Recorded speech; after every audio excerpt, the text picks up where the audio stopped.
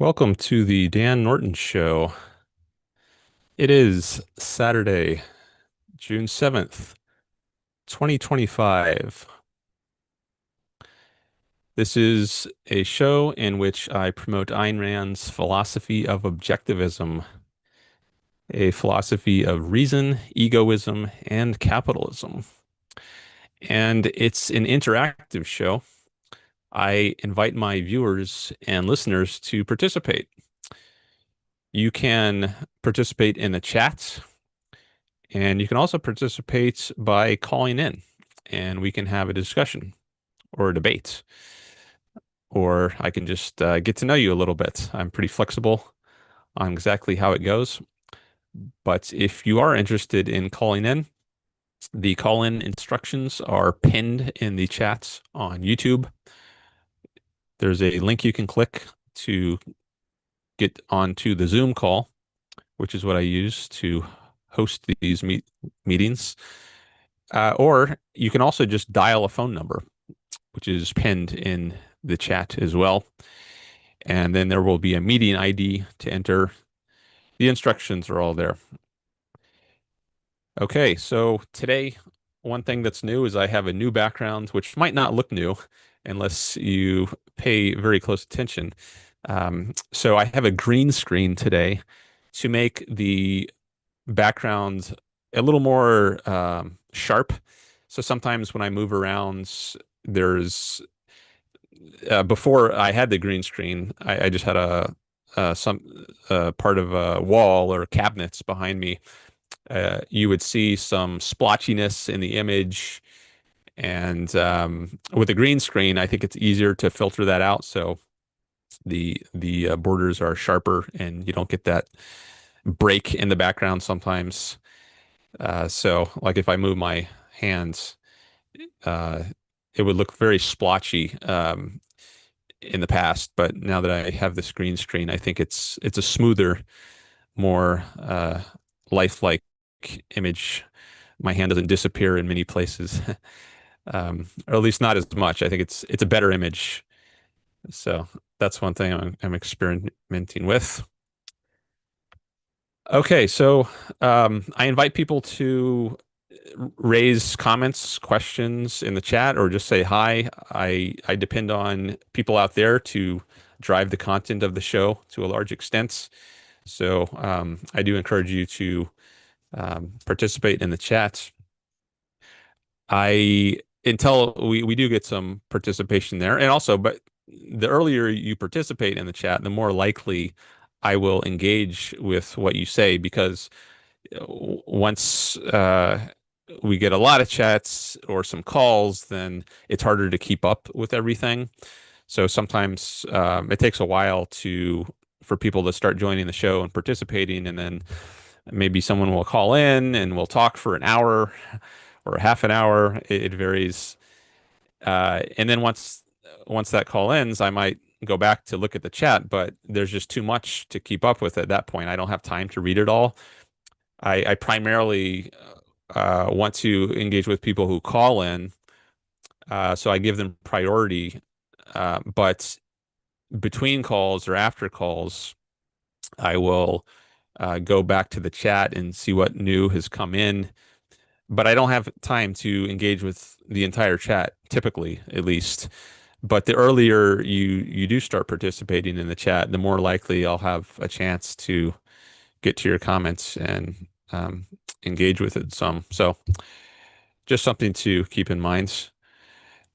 All right, I see we just got our first chat of the day from Darwin. So let me. I guess I'll read it right now. I was thinking about maybe just giving you a reading update, but I'll save that for later. So I usually update people on what I've been reading between streams. But I want to give priority to the chatters.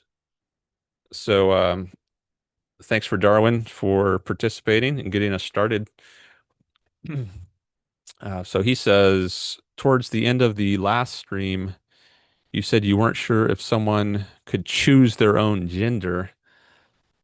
I thought there was a consensus that sex is largely a biological category, whereas gender is a social category. Okay, so this is an issue which I've only thought a little about. So, compared to other issues like capitalism or egoism. So, I wouldn't say I have a fully worked out or polished theory about concepts like sex and gender. I have some initial thoughts, at least. But one question I have is what exactly is the difference between sex and gender? Is that a valid difference? I know some people think of sex, as you say, as a biological category, whereas gender is a social one or a psychological category. I think I've heard it put that way sometimes. I do recall, I don't remember where it was, but a discussion, I think, by some people who were influenced by objectivism. I don't know if it was a podcast of the Ayn Rand Institute or if it was some other source, but they were questioning whether it was actually a valid distinction. Do we actually need this concept of gender as distinct from sex? And I'm not sure what the answer to that is. So a question that I think is relevant to this is, why with any concept you could ask, what gives rise to the need for this concept? Uh, if there's a good answer to that, then okay, let's have the concept, let's use it. But if there's not a clear need for it, then maybe it's just clutter and it's just causing confusion in our thinking, and we should dispense with it and stop using it. I'm not saying that's the case here, but it's just not clear to me whether we really need this concept of gender. I seem to recall from this discussion, which the source of which I don't remember, that the person was saying this concept arose sometime in maybe the 1950s or 1960s. Um, so if that's true, then uh, humanity was able to get along without this concept for millennia before that, if they just had sex. So did something new happen in the 1950s or 1960s that all of a sudden made us need to start using this additional concept? Or did that just start creating confusion and make it harder to understand sexuality? Um, I think that's an interesting question. Why is it only recently, in recent decades, that people started distinguishing between these two?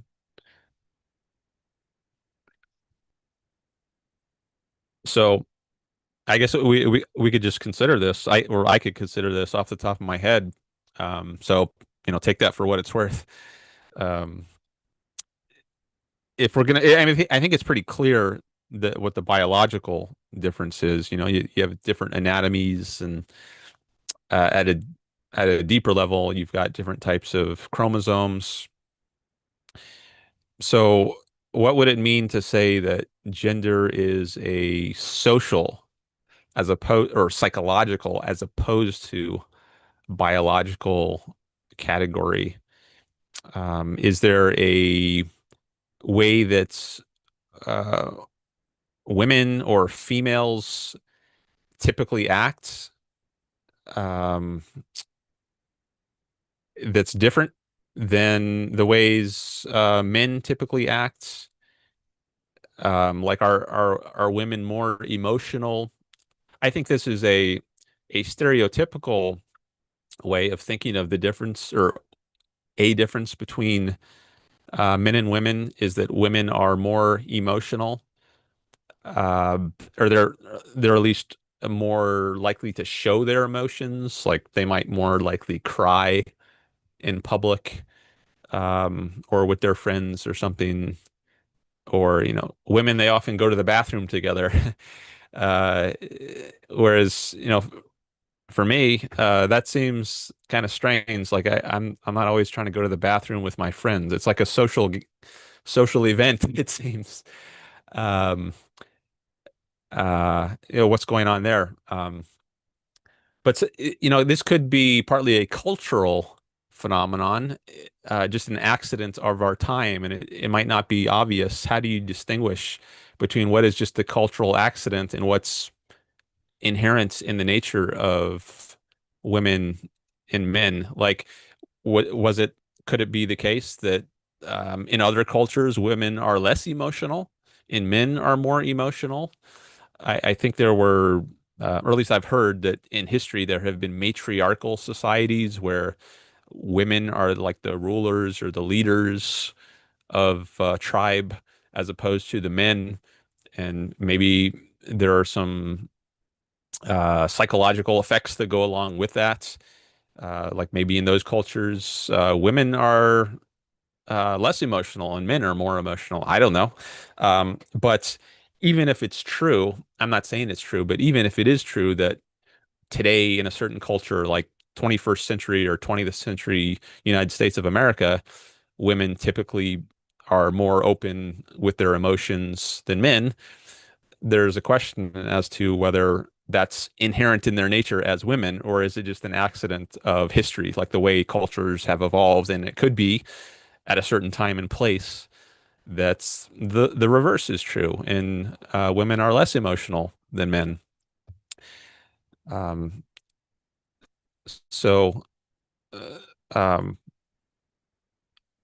I'm not sure if there's a psychological difference between men and women that is not just cultural and an accident of history, as opposed to being rooted in their biology or their chromosomes.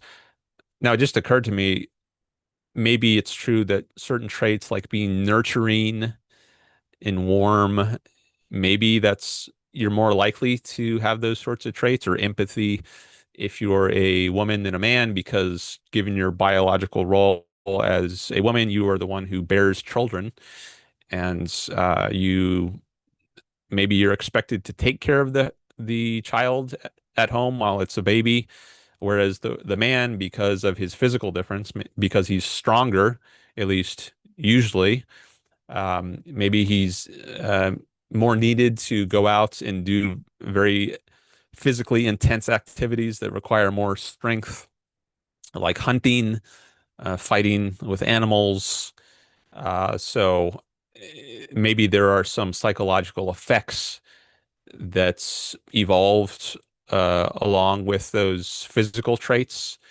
Um, maybe. Um, See, we got some more chats coming in. So let me take a look at those. But these are just some initial thoughts. They're not like finally formed views on this issue. Um, but I'm just kind of offering some thoughts, some food for thought, which you can consider, as opposed to like a well worked out theory of this, of the difference between uh, gender and sex. Um, so I think evolution could play a role here. Just now, society is very different today than it was, 10,000 or a million years ago, right? If you're living a caveman sort of life, these physical differences between men and women might be more important than they are today. So if it makes more sense for if you're living a hunter-gatherer existence, maybe it makes more sense for the men to be the hunters and the women to be the gatherers, because if the hunting requires more strength and the man has more strength, then it makes sense for him to do that. Just if you're going to have a division of labor. But in today's modern society, um, where we don't live a hunter-gatherer kind of existence, then these differences between strength don't make as much difference in terms of the type of life you live. Like you could still, a man could be a lawyer, a woman could be a lawyer, a man could be a dentist, a woman could be a dentist. They could have the identical sort of profession, because the physical differences don't matter. as much, but we still have the biology. Just because society has evolved, that doesn't mean our physical nature has changed in its essential form. Now, maybe with very advanced technology like gene editing, CRISPR, I think that's the name of at least one of these sorts of technologies that enables gene editing, these cutting edge technologies. Maybe in the future, things will be different, but at least at the present time, we still carry over this evolutionary heritage into our physical nature. Um, and maybe there's still like downstream psychological or social effects of that, at least in this era of history. Okay, so let me go back to the chat. I see evolutionary capitalism utilitarianism has joined in. I think I recognize you from we had a chat maybe was it a year or two ago? Um, but anyways, welcome back. So let me read through some more of these. So yeah, his chat is next, 1:09 p.m. Pacific time. That's where I'm looking right now. He says, "Why is self-interest the foundation of morality? Why live your life solely for the sake of your own life? When each individual is mortal, it seems myopic to place one's life at the center of ethics." Okay, got to pause and get some water, take a sip of water before I say anything about that.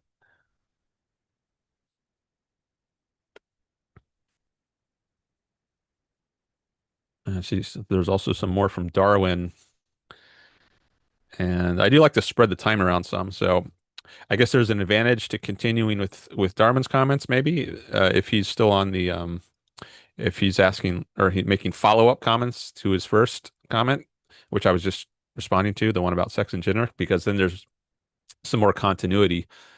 On the other hand, I do like to give new people um, who are participating some time as well. So I think I'm going to spend some time now on the new person, evolutionary capitalism, utilitarianism, and then maybe I'll come back to Darwin. And even though I'm talking with chatters right now, do feel free to call in if anyone wants to call in. And I do appreciate any likes. I see there's some likes on the stream that'll help promote this in the algorithm. So thank you for liking the stream, or any shares or new subscribers. Definitely appreciated. Okay, so you're asking about self-interest and the foundation of morality. Why live your life solely for the sake of your own life when each individual is mortal? It seems myopic to place one's life at the center of ethics. Okay. One thought I have on that is, why would you put anything else at the center of ethics or your own life? What is more important than your own life or your own happiness? I think this is how we get the way we initially get our concept of good, which is a core concept in ethics or morality, is through the experience of pleasure, our own pleasure. So as a infant or baby, we get pleasure. We have a pleasure pain mechanism built into us by nature. It's not something we choose. We just come into the world with it. And certain things give us pleasure, like maybe drinking milk from our mother, and certain things give us pain or other kinds of negative experiences, like maybe just discomfort. So if the baby is hungry, maybe that gives it a feeling of discomfort or pain, and that's unpleasurable. So we have these basically two forms of awareness, and they're not like evaluatively blank. They're normatively loaded. So it's not just like we have an experience of pleasure and it's a separate act to decide, oh, is this a good thing or a bad thing? I think it just comes with its goodness sort of built into it. And I think that's the start of ethics, basically. And if we didn't have this basic experience of pleasure or pain, we would have no basis for our ideas of good and bad, and ethics would never get off the ground. But because we come into the world with this pleasure pain mechanism, um, that gives us a basis, a non-arbitrary basis. No one just chose this to be, we didn't choose to be like this. It wasn't some arbitrary choice. This is how we are by nature. Some things feel good, some things feel bad.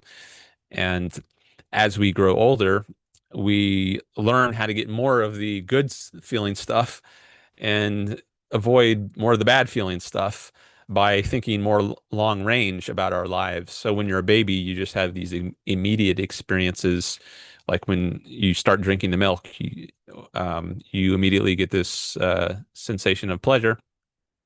But once you get older, like if you're an adult, then you have to think of longer range ways to get pleasure. Like even though um, you might not be experiencing anything particularly pleasurable right now, you know that, well, if I plant these crops, plant these seeds in the ground, many months later, they will start sprouting some kind of crop that I can eat, and then that will give me pleasure.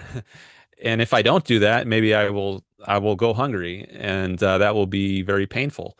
So you can, over time, as you grow up, you become more long range, and you don't have to just rely on someone else who knows this, who's discovered this, to satisfy your immediate needs. You can plan for your own future and grow your own pleasure, so to speak, and avoid your future pain by the actions you choose to take now. And I think ethics is a way of figuring out how to do that. And so in the objectivist ethics, the ethics of Ayn Rand's philosophy of objectivism, she identifies several virtues, which I think are means by which you can obtain a pleasurable, or you might say happy, life. There are different sorts of pleasure. There's just immediate physical pleasure, like you get from eating food as a baby. But there are also psychological pleasures, which you come to appreciate more as you grow older. Like if you get a raise at a job, it's not that something physically like food or sex is giving you the pleasure. It's, just you got some news. Your boss at work, he just tells you something. And these sound waves, you got to raise. These sound waves hit your ears, and then you're able to evaluate those based on many things you've learned over the years, and you evaluate it as a piece of good news, at least in most cases, probably. And then you get this experience of psychological pleasure as opposed to just physical pleasure.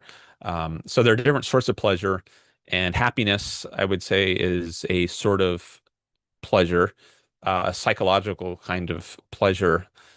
Um, and you learn how to get more of that type of happiness, not just by thinking about the future, not just you satisfy your need for physical pleasure by planting these crops, which, several months from now you can eat and they'll give you physical pleasure, but also you might just get psychological pleasure knowing you can do this. You figured this out. You figured out how to satisfy your needs, and um, how to live in a successful way. And just that knowledge that, hey, I can do this, that gives you self-esteem, and some amounts of happiness. So I think what ethics is about, it's based on this root experience of pleasure and pain.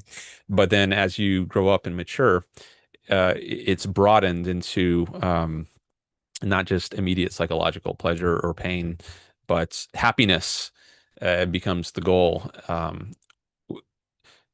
So where does and this is a very self-interested thing, to come back to the original question I was reading.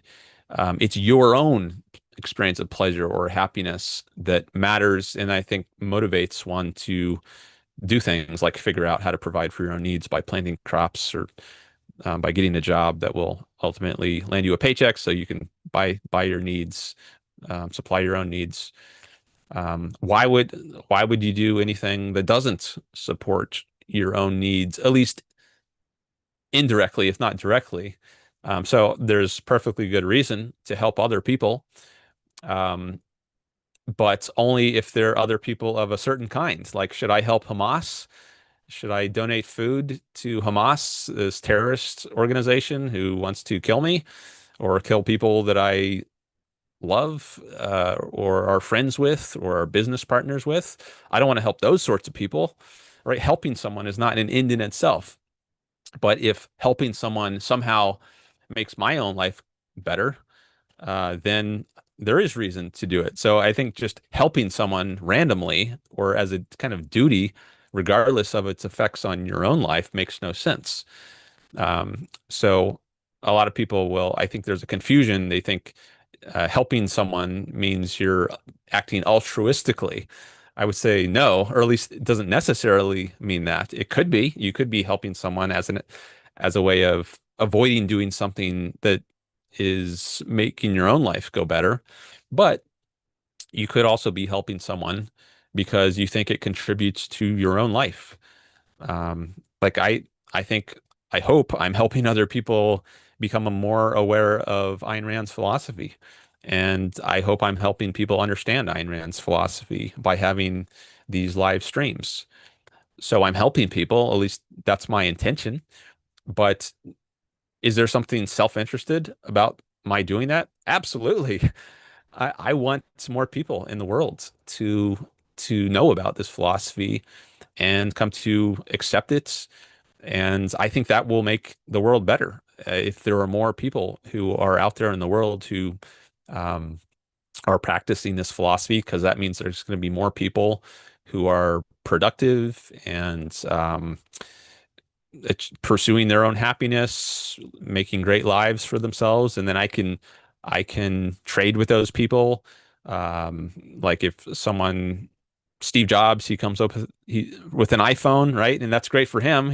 It's this amazing product which enables him to become rich and a billionaire.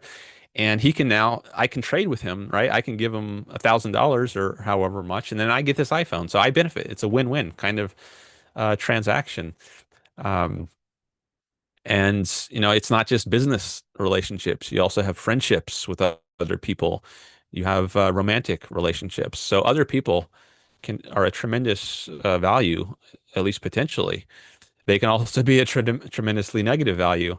But in either case, I think that I am somehow benefiting by promoting this philosophy, and I hope it's a win-win. Like I hope people will themselves benefit from this philosophy, but ultimately it's rooted in what's good for myself. If I saw no benefit to myself at all from doing this, why would I do this? It's just, I don't think there's any good answer to that.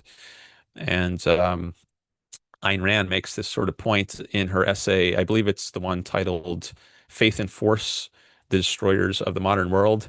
She says there's one question that can blast the the altruist morality away, which is the question why. So if the idea of the altruist morality is that you should live for the sake of others. It's not just you should be helpful to others for some time. I don't think that's controversial. That's something an egoist like me could very much agree with. I think it's in my interest to help others if it's somehow also benefiting myself. So then it's a win-win. But for the idea of altruism to be a distinctive sort of morality than egoism, I think it's saying something more than something innocuous like, well, it's good to help others sometimes. No, it's like being Mother Teresa or like Jesus, sacrificing yourself on a cross, or going to India and living your whole life to succor the poor. And um, those are the kind of symbols of altruism. And I think maybe some people are dishonest and they kind of package those two together to get people. It's a bait and switch. Like they tell you, oh, it's uh, altruism is just about being nice and helping out others sometimes. And that kind of hooks people because that's reasonable. Okay, sure, I can buy into that. But then later you find out, oh, there's more to it than this. I've got to sacrifice myself, like, or hold up Jesus as a role model or Mother Teresa as a role model and regard them as like these saints. the pinnacle of morality, and if I fall short of that, and then I'm somehow I deserve to feel guilty for that. I'm not living up to the ideal. Um, so, and I think utilitarianism is, which is in this person's name who asked this question. So it's named Evolutionary Capitalism-Utilitarianism. That's the screen name. Utilitarianism is just treating yourself as one among every other valuer in the universe, right? So why should you value your own happiness the same as everybody else's in the universe? I don't think you should. It doesn't make sense. This is my life. I want to benefit from this. It's my pleasure that I experience as a baby, and that's what gets the idea of goodness off the ground. And ethics, I think, is ultimately based on that. And I think other people's happiness can be worth considering, but only if and only if it somehow contributes to your own well-being, as I've been explaining. But I think utilitarianism puts yourself on a par with everyone else. So, why should I treat myself the same as some random person down the street? So that if, we're both starving, then, and I see some food in front of me, I should like not know whether I should eat the food or I should give it to him because we're all equal, right? Why should it benefit me rather than him? Because it's me, right? I'm the one who enjoys this pleasure, and it's just kind of self-evident, I think, why it makes sense to benefit yourself in a way that it doesn't make sense to put yourself on a equal footing with every other being, whether it's a human or an ant or a fish or whatever that experiences pleasure or pain. I've discussed this in some of my other videos. This kind of issue of uh, the symmetry breaker. Like, why should it matter more that you experience your own pleasure or happiness as opposed to someone else's? This came up in a conversation I had with my PhD advisor, which is on my channel. If you look up my conversation with Bernard Molyneux, which is part of what I called the Selfishness Project. In the early days of my channel, I had a series of videos called the Selfishness Project, and number 20 in that series is my conversation with my grad school advisor. And this is one of the issues that comes up. And at a certain point, I wasn't sure what to say because it just seemed like we were kind of hitting rock bottom uh, as to whether you can go any further in justifying why it makes sense to um, value your own pleasure or happiness uh, differently than someone else's. And I think it is just kind of an axiom. Uh, I'm not sure if that's the right term, but there's something very foundational, I think, about your own happiness, which I think gets the concept of goodness off the ground. Um, so that's what I'll say now about why I think your own interests is at the foundation of morality. Okay, I see we got some more chats coming in. Thank you for that. Got some new people participating. Oliver Sandberg is back. Hi, Oliver. He says, hi, fun to see you again. Yeah, welcome back. I remember seeing you, I don't know how many shows ago, but definitely remember you were here before. And I got some more chats coming in from Evolutionary Capitalism, Utilitarianism. And then Ben Franklin also is here, who is here in a recent show, I remember. John Wayne is here. Hi, John. I just saw a little reaction float up. That's yeah, that's I like seeing those sometimes. I forget about those, but there is a yeah, I'll hit a heart button right now. You can make those little hearts or confetti or the 100%. It looks like there's 5 choices. The laughing one or the surprised look. Yeah, I say it looks like more people are clicking on them now. But yeah, it's nice to see those reactions sometimes. I get those, I can see in my analytics um, after the show, like how many of those there are. It's nice to see those sometimes. Oh, one other thing I saw in my analytics, which was interesting between this show and the last show, was the section on the contradiction of determinism arguments was the most highly viewed part of that stream. So almost the entire, well, not the whole show, but once people started calling in, I had two calls the last show, and they were both about free will versus determinism. And in the first call, we got into a discussion of what's called the contradiction of determinism, at least in the objectivist literature. I think I've seen it called that. And it's this idea that there's something self-refuting about determinism. Determinism implies that you are free, yet the very thesis says you're not free. You have to, in effect, say, I am free to determine that I'm not free. Um, because freedom is a precondition of having knowledge, or at least conceptual knowledge, certain kinds of knowledge.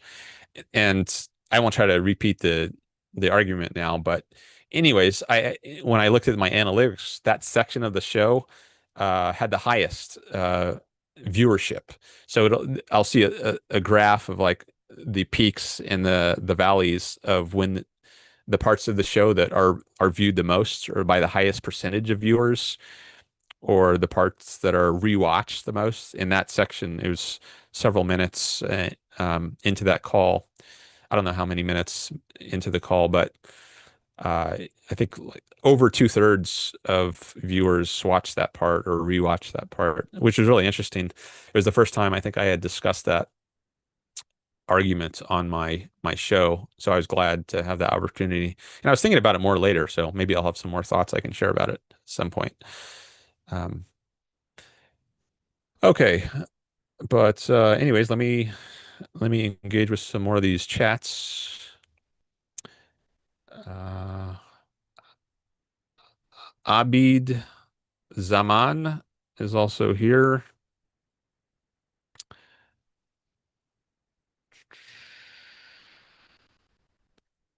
Okay. Not sure I'm going to read all these. I'll definitely read them all after the show. I don't have time to read them all during the show. Um, and some I might read during the show, but not out loud. I just might read them silently. Um, but let me go back and looks like let me see what Ben Franklin has to say, because I haven't engaged with his chat yet. He says libertarians definitely don't do that for Trump. It, I don't know what he's referring to there. Do what for Trump? I might have to read back in the chat to understand that. And then Ben Franklin says it's called empathy. It's a biological response. And then John Franklin replies to that saying, "The heck?" Question mark. Okay, so um, well, you do mention libertarians, so just on that, I'll say I don't call myself a libertarian, because a lot of people who uh, describe themselves as libertarians are anarchists. They're anti-state, anti-governments. I'm not anti-state or anti-government. I think there should be a government, but it should be restricted to the role of protecting rights, which I think means protecting people from physical force. There's also people who call themselves ANCAPs, anarcho-capitalists, and I think many libertarians call themselves that. It's got anarchy in the name, ANCAP, which I don't think is a coherent view. I think capitalism requires a government to function. Um, Otherwise, why wouldn't you just have warring gangs? Or I think maybe Somalia is a example of what might happen in anarchy. I've heard Somalia, which I don't know much about, but I've heard it's like a failed state, and there are just these warlords. There's no like one there's no single government with a monopoly on the use of physical force. And you might think, well, if you don't have a government, a single government with a monopoly on the use of physical force, then it's just going to degenerate into these um, competing governments, or you might just call them gangs. Maybe competing governments is a euphemism for what is just gang warfare. Um, but I know utilitarians, I mean, libertarians sometimes say they support competing governments, just like I would say there should be competition in other fields like education, right? The government shouldn't be involved in that and have a monopoly on education. Rather, there should be competing schools. There should be a free market in education. Well, likewise, the libertarians, or many of them, will say there should be competing governments. But I think the idea of competition, it works well in the context of a field in which force has already been removed. So if you've already extracted force, which is the role of the government, I think, through the police and the military to protect people from force, then competition works. But if you're talking about competition in force itself, competing governments, then isn't that just gang warfare, um, where the strongest rises to power, might makes right? You have the rule of the most brutal. As Ayn Rand says in some place, the murder the murderer wins over the pickpocket if it's a competition of force, because one is a more radical use of force. Um, okay, so that's all just on this term libertarian, which I often get called by people who aren't very familiar with the objectivist philosophy, at least. But I think a lot of people they just that's the only term they know for someone who's not a Democrat, not a Republican, or not a so-called liberal or so-called conservative. They look for some other term, and I guess the best known other term that's out there, that they seize onto, is libertarian. And there's the Libertarian Party, which is I think the largest party other than the Democratic and Republican Party in the US. So maybe it's easiest for them to just throw me into that one because that's the next main category, political category they're familiar with. But if you actually look into the history of libertarianism, um, and people like Murray Rothbard, who I think was at the foundation, a lot of libertarian thinking in the 60s or so, then there's definitely a rift between objectivism, which is Ayn Rand's philosophy, and libertarianism. And Ayn Rand herself tried to distance herself from the libertarians. If you just mean by libertarianism someone who supports this principle of not initiating force against others, okay, I agree with that, but I don't know that you can uphold that consistently if you don't have more of a philosophy in place, an egoist philosophy, for instance. And I think a lot of libertarians, they don't really concern themselves with deeper parts of philosophy like ethics or morality, um, which is definitely a concern for objectivism. Okay. Oh, Dootsie Les is back. Welcome, Dootsie. I'm not sure how you pronounce that, but he says, from what I heard, Somalia actually improved under anarchy. It was even worse before. Okay. So maybe it's a lesser of evils. Maybe there was just, well, I think there can be a cycle of violence if you have anarchy. And maybe this, from a certain perspective, you could see much of history like this. You have just competing tribes.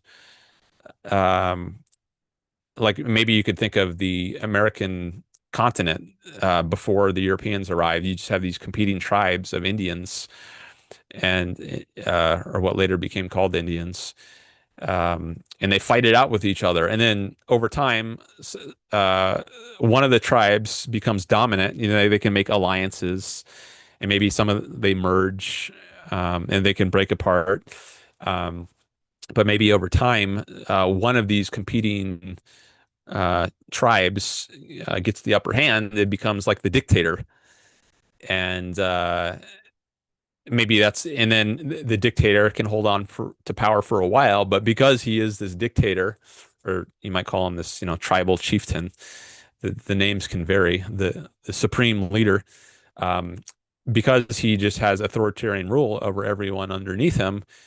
There's a motivation, there's an incentive for other people to knock him out of power and take his place and assassinate him and seize the reins of power for themselves. So it happens very often in history that someone kills the king and then someone else takes his place.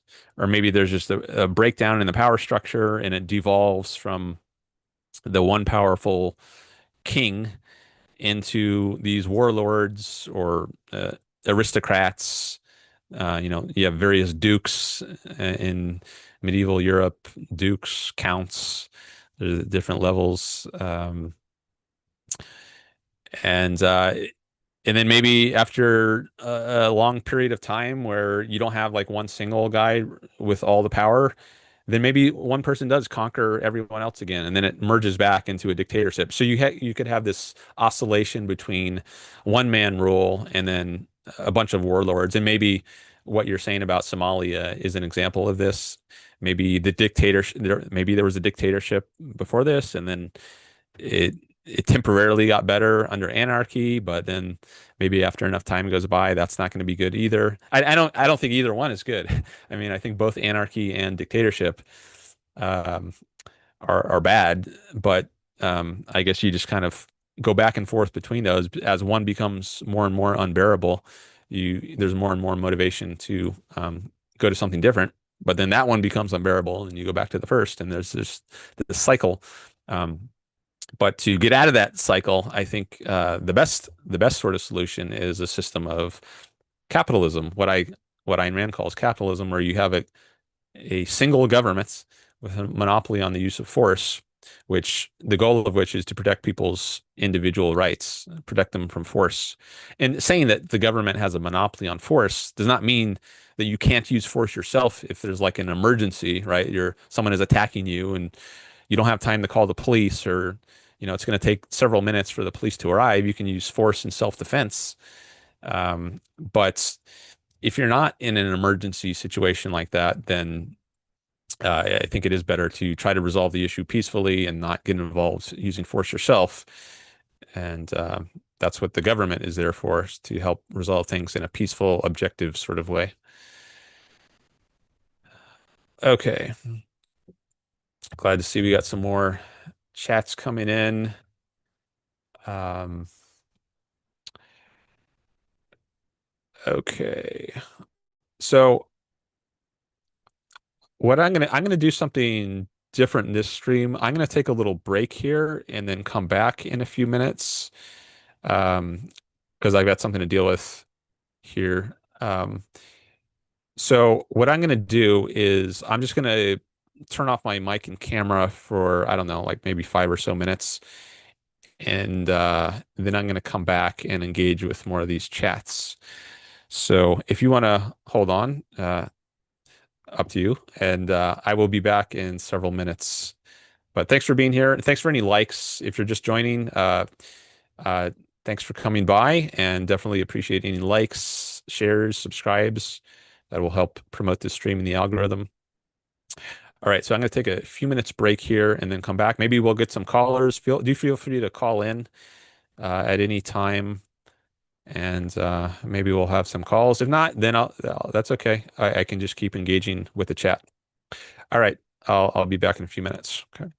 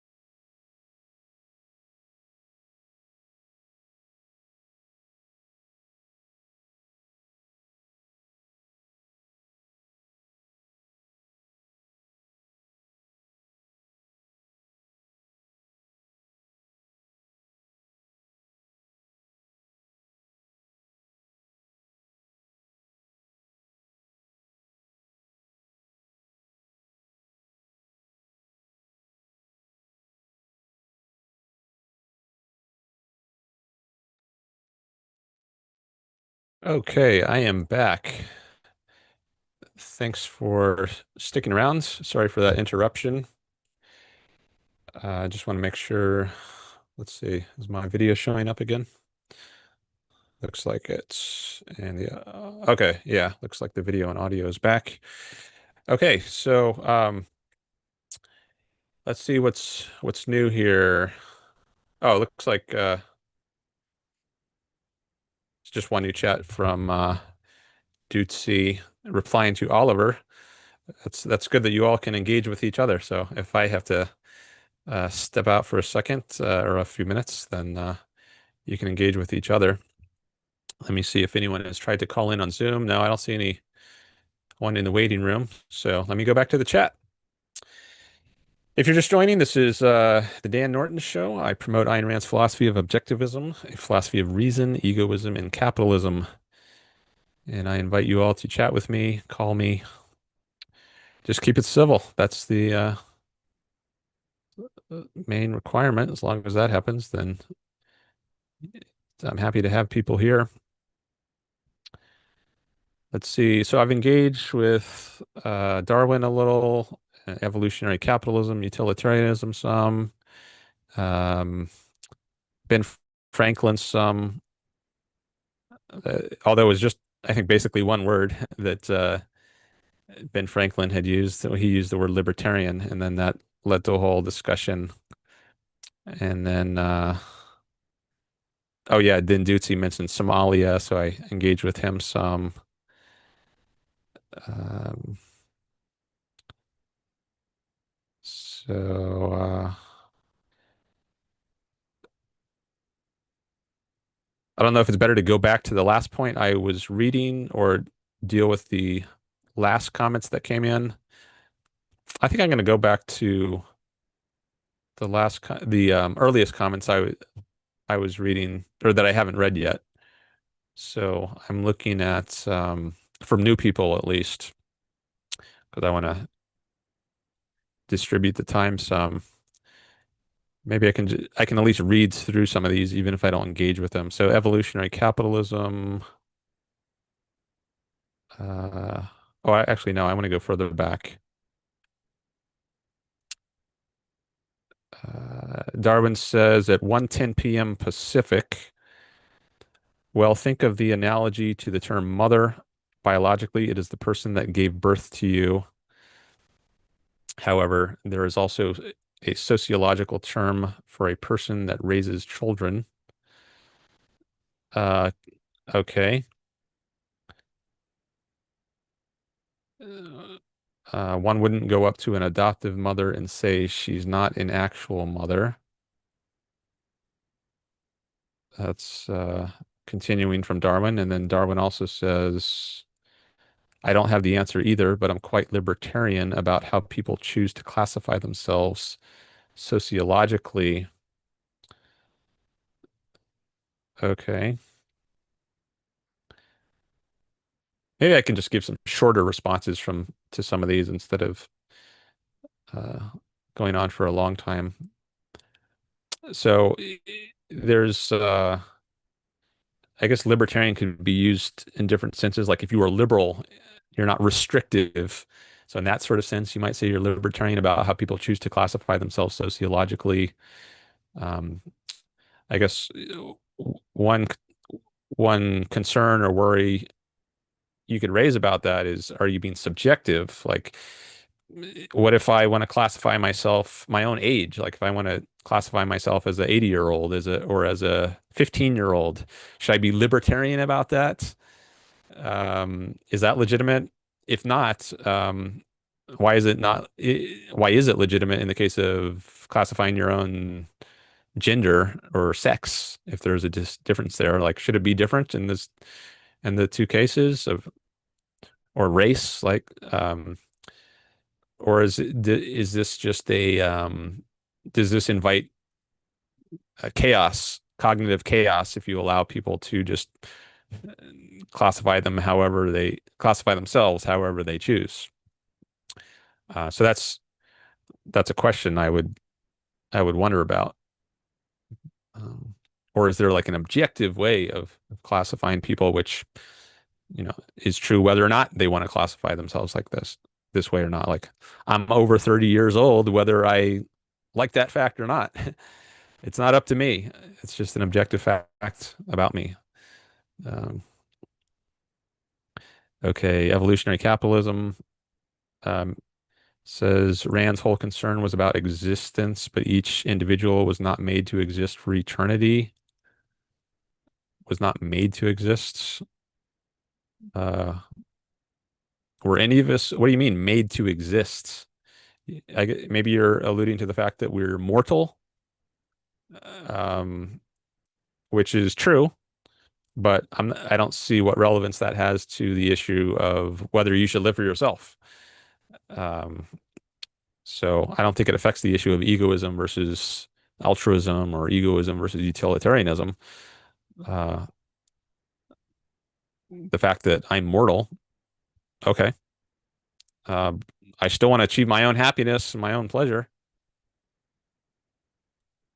And then he says, the problem with pleasure is that it's fleeting, especially if we're destined to die. Pleasure was given to us by evolution for reasons, and the reason was not for its own sake. Um, w- okay, so first of all, you say that pleasure is fleeting. I mentioned that there are different sorts of pleasure. There's like the physical pleasure, the immediate sensations you get from drinking milk as a baby, for instance. But then there are other kinds of pleasure which are more enduring, long-lasting, like happiness.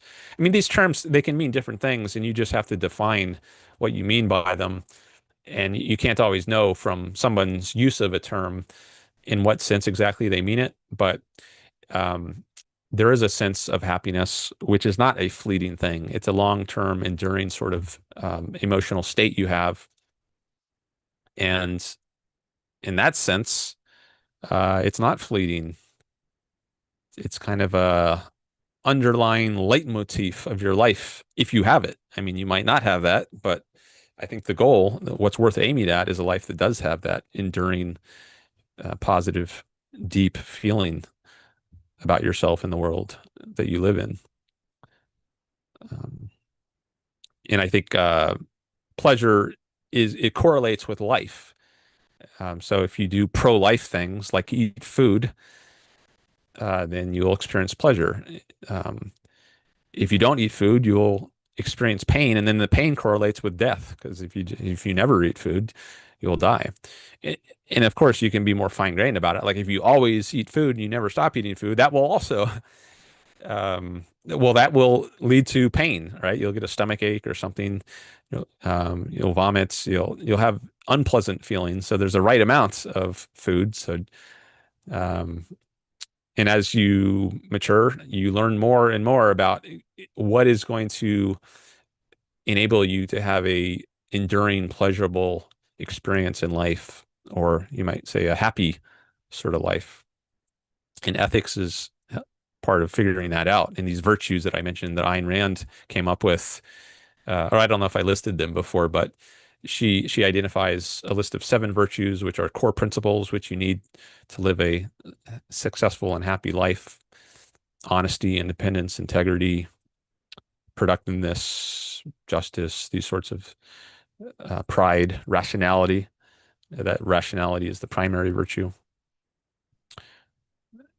But uh, those aren't obvious. And I think many people think that they call you selfish if you just act like a rude jerk and you lie, cheat, and steal. But on Rand's view, that's not the way to achieving your own happiness or a pleasurable, a deeply satisfying life. You need to practice these virtues, um, which don't guarantee happiness, but I think they're at least a necessary condition of it. Then Ben Franklin says, the only happiness allowed is the happiness of working the mines and making their boss wealthier. Okay. What do you mean there? Are you talking about in a In a capitalist system, it sounds like something an anti-capitalist might say. Um, I'm not sure if that's what you meant to say, Ben Franklin, but you can let us know in the chat if you want. Okay, then evolutionary capitalism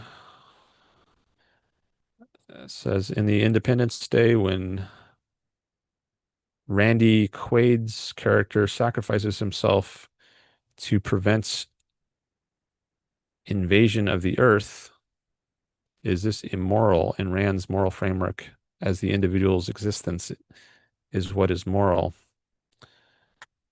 Um, hold on, I want to open the chat in a different window, make it easier for me to read.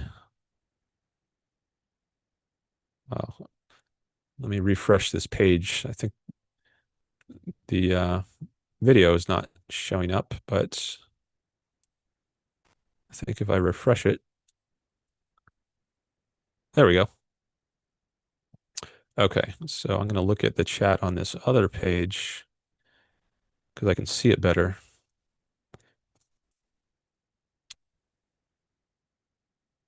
Here's the chat panel.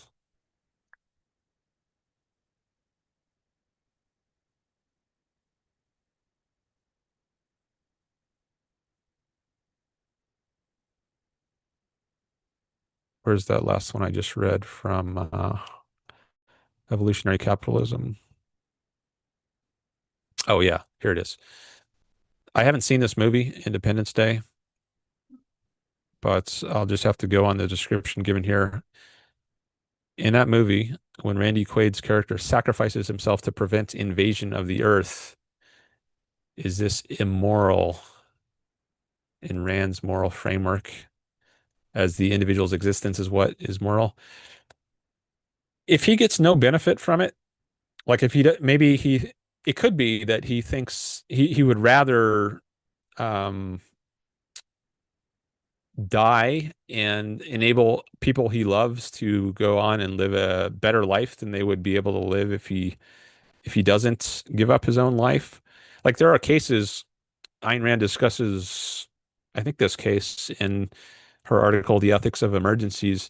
It might make sense. A rational egoist could decide that it makes sense to risk his own life to save a loved one from drowning. Like if it's his spouse, he might decide, I'm going to risk my life to save her from drowning because my life is not worth living without her.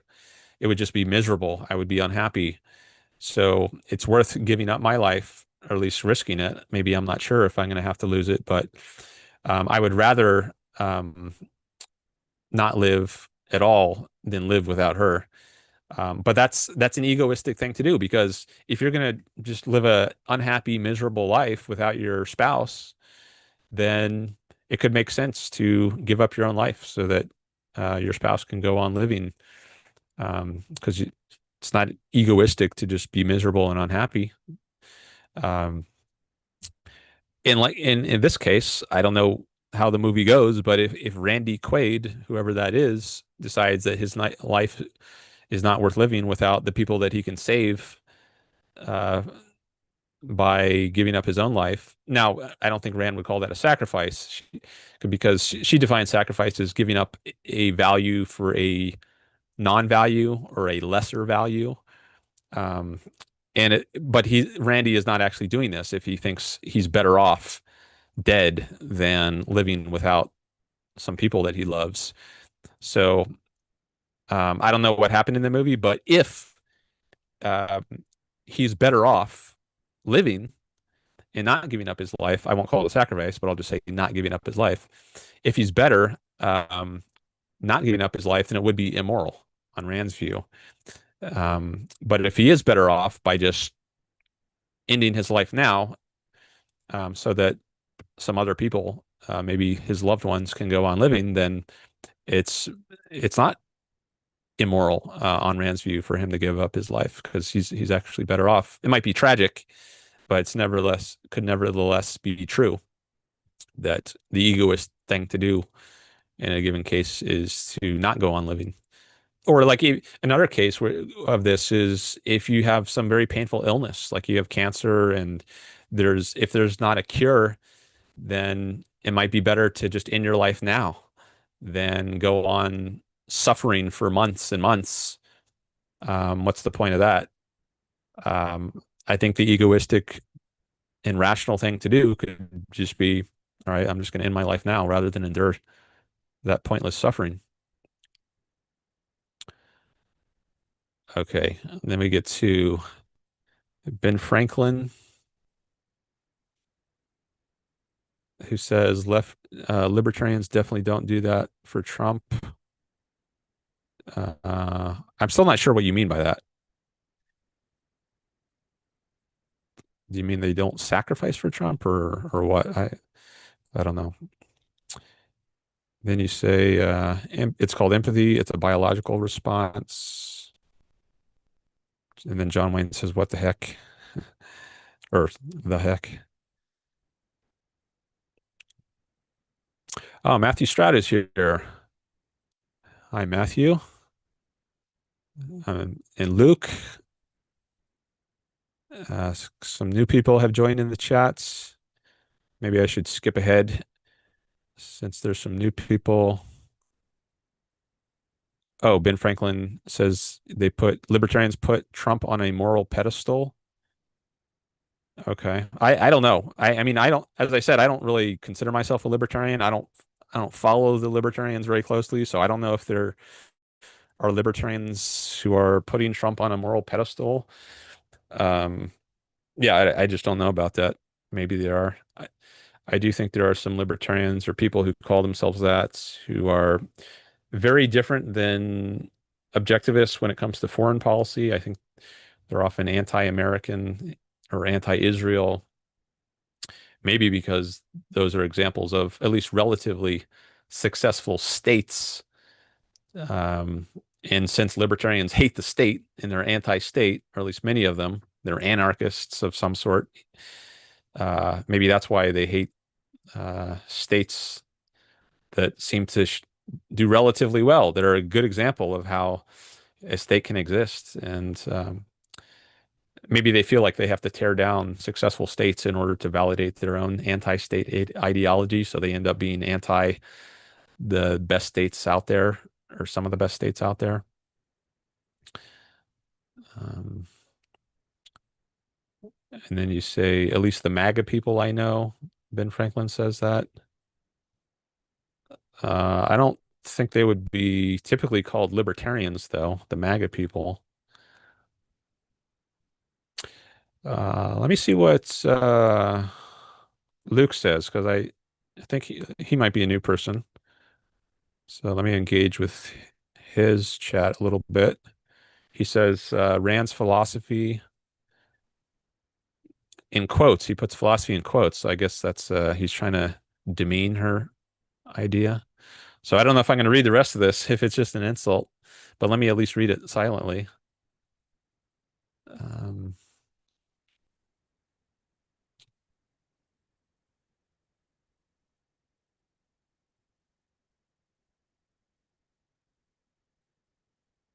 okay, I think this might involve some straw mans, some misunderstandings of Rand's ideas, which is very common. Have you ever read Ayn Rand, Luke? Uh, I kind of doubt it if you've said this, because I think it looks like there's some straw manning of Rand's view, which is very common. And if you actually read her, then I don't think you would come to this sort of conclusion about what her idea of selfishness is. You say it just excuses ignoring others.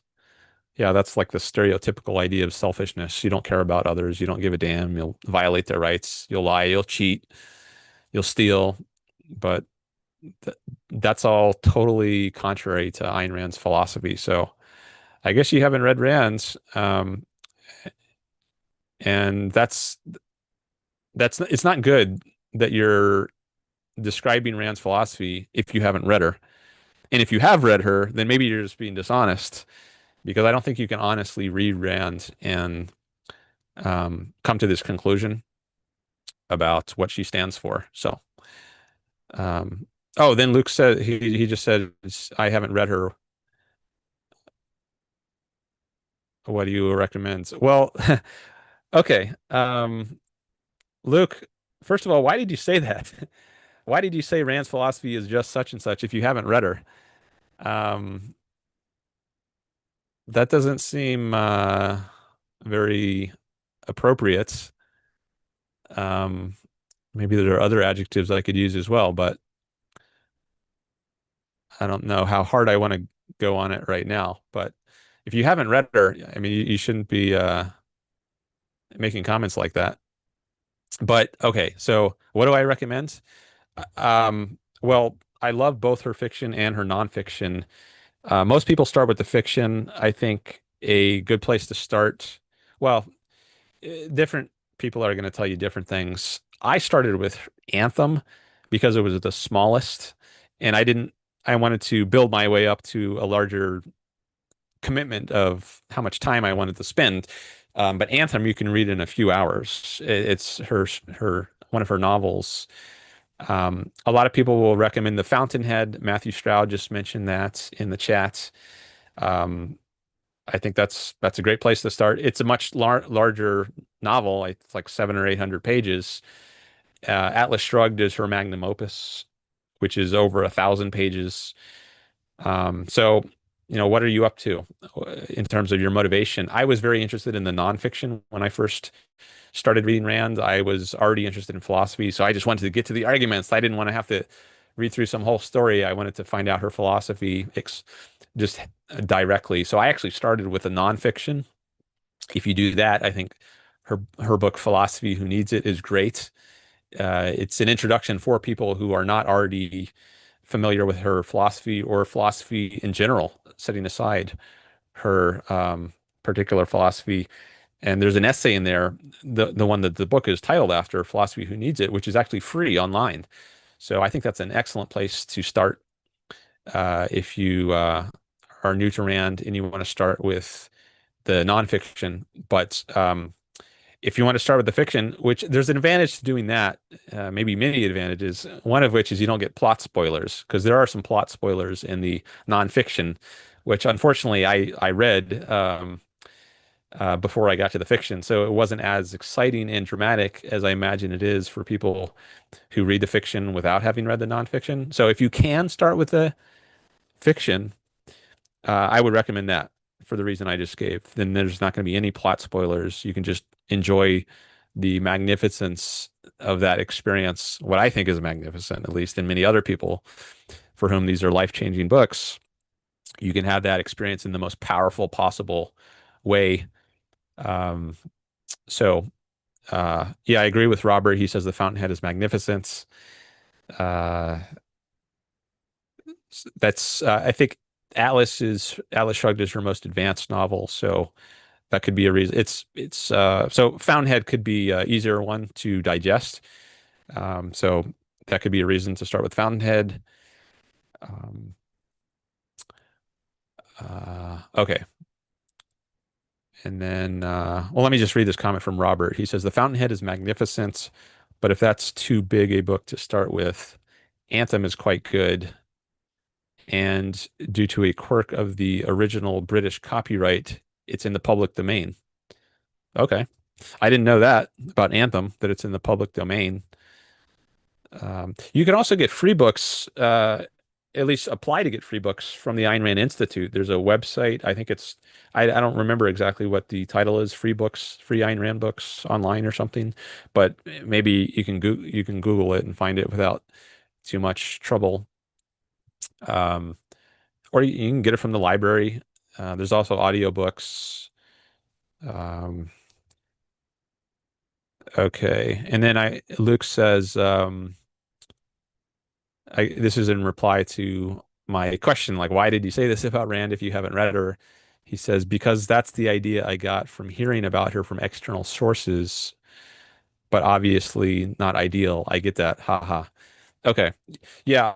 Rand is a very controversial figure, and there are lots of people who try to smear her and strawman her. I think because she is such a threat, and they don't really have an argument against her ideas. So all they can do is attack something that she didn't really uphold. Because if they honestly considered and presented her actual ideas, then they would realize, well, I can't argue against that. Or I have no good arguments. So I've just got to set up this straw man and attack that. So with Rand in particular, I think it's very important to read her own writings to know what she actually stands for. Um, but I mean, this is true of any figure. Like, I'm not going to. You need to be very cautious. Like, I'm not going to attack Marx if I haven't read Marx, or at least attribute something to Marx, or at least maybe I should come in with a certain amount of caution and say, like, I've heard this about Marx, or I've heard this about Rand, and you can just put it as a question. Is this true? But when you're dealing with someone who is controversial, I think it's pretty safe assumption that a lot of people who talk about politics or ethics are going to have controversial viewpoints, um, and you're gonna have people who are very hostile or who love them. I think it's a pretty safe assumption that you're going to have a wide array of viewpoints.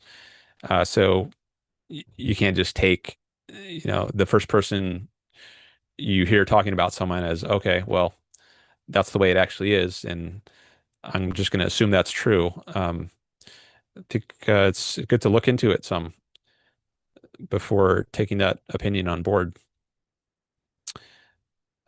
Then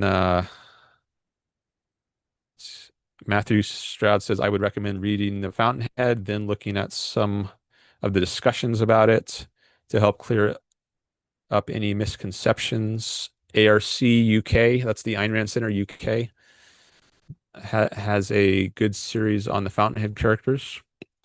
That's from Matthew Stroud. There's also a lot of material on the Ayn Rand Institute's websites. There are reading groups you can get involved with that the Ayn Rand Institute hosts. So I think the Ayn Rand Institute in general is a good source. So I recommend checking them out. Okay. So thanks for these contributions, Robert, Matthew, and Luke. Thanks for participating. Um, so let me now go to some other of these chats. Okay.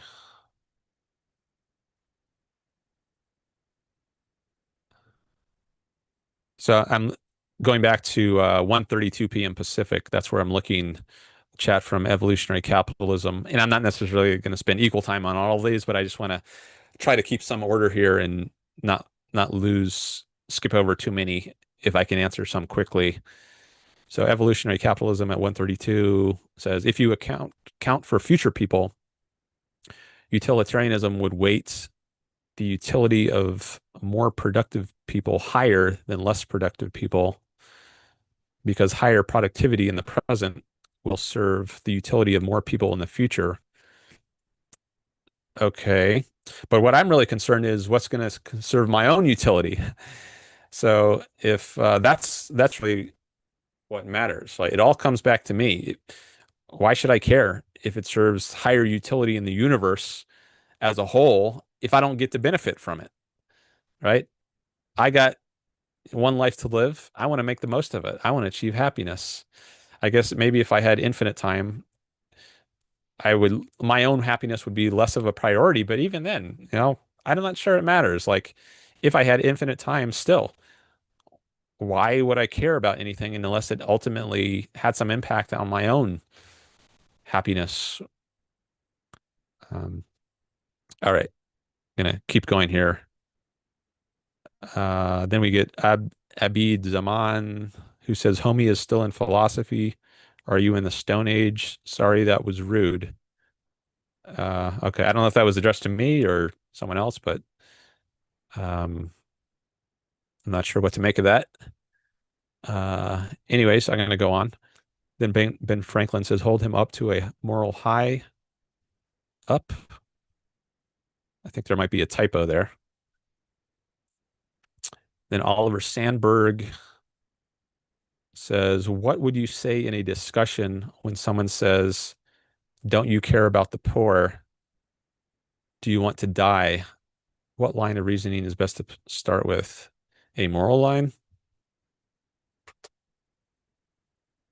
Okay. That's a question that comes up a lot when you're an objectivist and you're debating with non-objectivists. What about the poor? Um, that hasn't actually come up much in my discussions. It has come up some, maybe not on my channel, but like just when I'm offline, I know that's come up at least once. So I'm not sure what is the best way, if there is a best way. Maybe there are multiple good ways of dealing with that sort of question.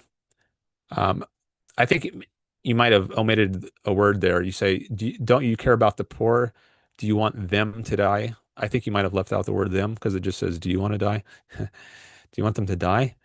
Um, so one thought I'm having right now is why should I care about the poor? Um, like if it doesn't have any impact on me, which is related to what I was saying in response to evolutionary capitalism, like about productivity of the universe. Like if you can maximize or product, if something can maximize utility in the universe, why does it matter unless it has some kind of impact on me? Likewise, I might say, well, why should I care about the poor unless it has some kind of impact on me? I might start with that as a question or a counter question when they say, what about the poor? Maybe I'll say, what about the poor? Uh, why are they an issue you care about? Um, why do you care about them? Like, why does it matter to you? Does it have some kind of effect on you? Does it make you unhappy to see poor people? Does it make you miserable? Okay. That might be a reason to concern yourself with them, but then you're being an egoist, right? It matters to you. It makes you feel unhappy or bad to see other people suffering. So are you an egoist there? Are you appealing ultimately to your own well-being? If you're not an egoist, if you're saying, oh no, regardless of the effect on me, one should care about them. One should just have the duty. One should have a duty to care about the poor. Then there's a question of why, does that make any sense? That's an intrinsicist, to use an objectivist term, an intrinsicist view of morality. There are things that are good in themselves, regardless of their relation to an agent, um, in particular yourself. But yeah, um, why should you care about something if it doesn't have any effect on you? That might be a place I would start. Um, they might say, "Oh, that's heartless. You only care about yourself in the end." Um, why is that heartless? It doesn't mean I don't care about anyone. It just means if I do care about someone, it's because I have a reason to. It doesn't mean I'm not going to care about anyone, but I'm not going to care about people just randomly or people who are out to destroy me. I might want to, you know, do harm on some people, and that could be, I think, perfectly appropriate. So, all right, maybe I'll leave it there for now. I want to get through some more of this chat. So I'm up to 141.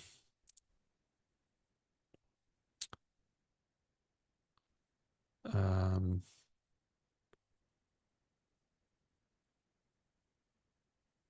okay. Oh, that's the one I already addressed out of order. The one about Somalia. Ditsy asked that one.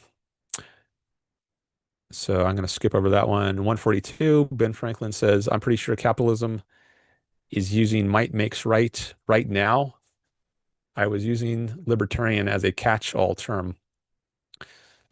Capitalism is not the view that might makes right. It's opposed to that. If that means something is right because you can force it on someone. No, on capitalism's view, well, that's kind of a weird expression. According to capitalism, it's inappropriate to initiate force against other people. That would be violating their rights, and it's a fundamental principle of capitalism that you respect people's rights, which means not initiating force against them. You can make them offers. I can offer you a job, but I can't force you to work for me as my slave. All I can do is make you offers, and you're free to accept or reject them as you choose. That's what capitalism is in essence. It's a voluntary system that respects people's independent judgment. So it's definitely not a might makes right system. It's fundamentally opposed to that. And that's how Ayn Rand understands it. Now, I think capitalism, like the word selfishness, is often misunderstood, or at least, so there is a kind of colloquial sense of selfishness, which I think maybe is appropriate to have in a dictionary.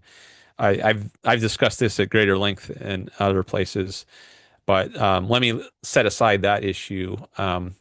You might say that selfishness is properly understood in the way Ayn Rand understands it. In any case, I think living for yourself, doing what's self-interested, is what Ayn Rand's view of a self-interested life is correct on my view. Setting aside what is the appropriate term for it. But capitalism, I think, is a term which is often misunderstood. And people will often say today's system in the US is capitalism. I would say no, it's far from capitalism. There's lots of government force or government coercion upon its own citizens through taxation and regulation, for instance. Um, so I don't think we live in a capitalist system. We live in a mixed economy. There are elements of freedom, but there are also large elements of coercion. And then Darwin says,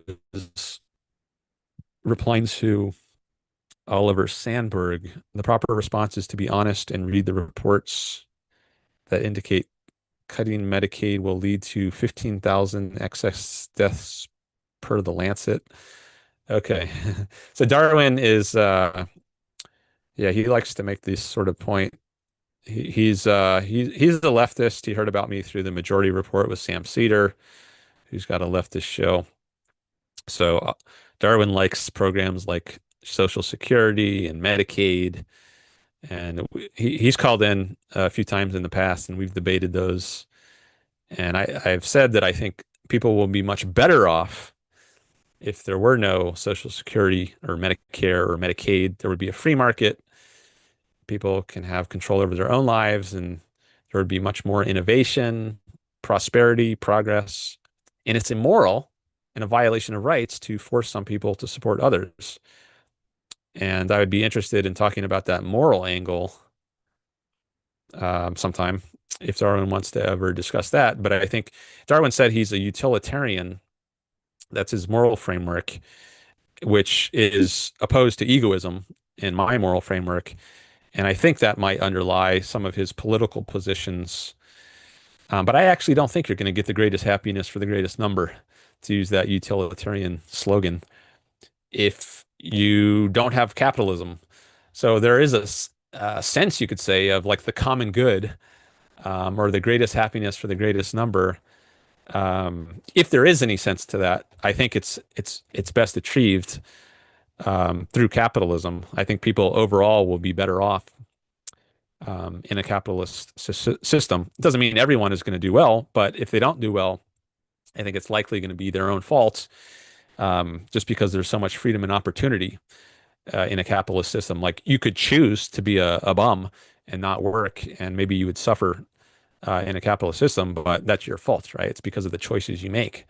But if you do make good choices in a capitalist system, then I think everyone is able to flourish and able to flourish much better than they would in a system where people are being coerced by the government. And I think if you look in history, to the extent a society has come close to the ideal of pure laissez-faire capitalism, where the government doesn't violate our rights at all, to that extent, states have done better. And to the extent they've gone away from that, like the closer they've gotten to pure authoritarianism, where the government is totalitarian and has complete control, to that extent, societies have done bad. And there's just been mass death and suffering. All right, then more from Ben Franklin.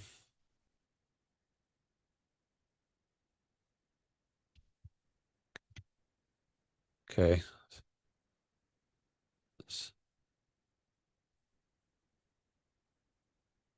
That was where was I?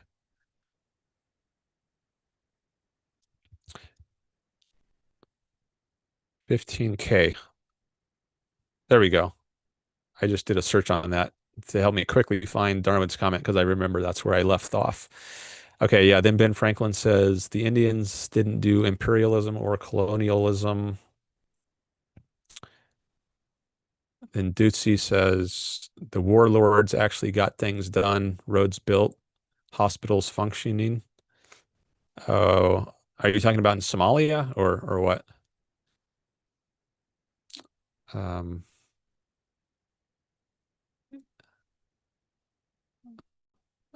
I don't know much about Somalia. I'd like to read more about it, but I've been focused on Israel recently, and even more recently, I've been reading about the Bible, the the heritage of the Israelites. Um, but let me not go into that because I got plenty of chats here to get through still. I want to give them more priority. By the way, if you're joining, thanks for being here. And thanks for any likes on the stream and shares, subscriptions. Definitely appreciate all of that. Okay, Ben Franklin says, I got a book on CIA involvement around the world. I'll look up Somalia. When you say people, do you mean only people with capital? I'm not sure what that's in reference to. But I think if I say capitalism is good for people, I mean everyone, not just people with, well, what is it? What does capital mean? Does that mean like factory machines and factories? There's a certain sense of the word capital, which that's what it means. Capital goods, goods that are used to create other goods. But I think capitalism actually doesn't get at the essence of the system I support. So maybe capitalism isn't the best name for it. I think the essence of the system I support is freedom. So freedomism might be a better term for it. Sounds a little awkward, maybe just because it's uh, new, but or libertyism. Now, libertarianism, maybe that would be a good term for it. Freedom and liberty, I think those are close concepts. I don't know if they're identical, but at least close. So maybe libertarianism would be a good term for it, but that's already been uh, used by people who hold views that I think are often opposed to liberty, which can be confusing to people. But you have to consider how are terms already being used, and then you can decide, does it make sense to fight for those terms and try to wrestle over them and get it back to refer to something different? Or should you just give up on a certain term and come up with some new term? So I think it's a good question to ask. What is the best term for for Ayn Rand's sort of system? Is it capitalism? Is it libertarianism? Is it freedomism? If so, why? If not, why not? Um, but there's only so much you can convey in a term, and I guess maybe this comment by Ben Franklin is making me realize this. Like you might think capitalism has something to do with capital, and I don't think it really does in essence. Like there might have been historical reasons it was called that. Um, but if you're trying to use the label to get at the essence of the system, I don't think capitalism really does it. I think something like freedomism would be better, but that's might cause problems of interpretation. Like if you use that term, if you start using that, people are going to just wonder, like, what are you talking about? I've never heard that before. If you say capitalism, that might at least point them to something, give them some idea of what you're talking about. Like the 19th century, late 19th century, I think is often considered a high point of capitalism or the most capitalist period there ever was in the US. So maybe that gives them some more concrete idea if you're just going to go by one word, a label. But there's only, you can't really convey your viewpoint in a label. You have to have a discussion with someone, or at least, get a few sentences out for someone to really know what you stand for. Um, and that's one of the things that I try to do in this live stream is have more long form discussions with people so they can get a better idea of what I stand for or what Ayn Rand stands for when she supports something like what she calls capitalism. Okay. Then Dutzy replying to Oliver. Here, I'm going to highlight this. That'll help me find it. Um,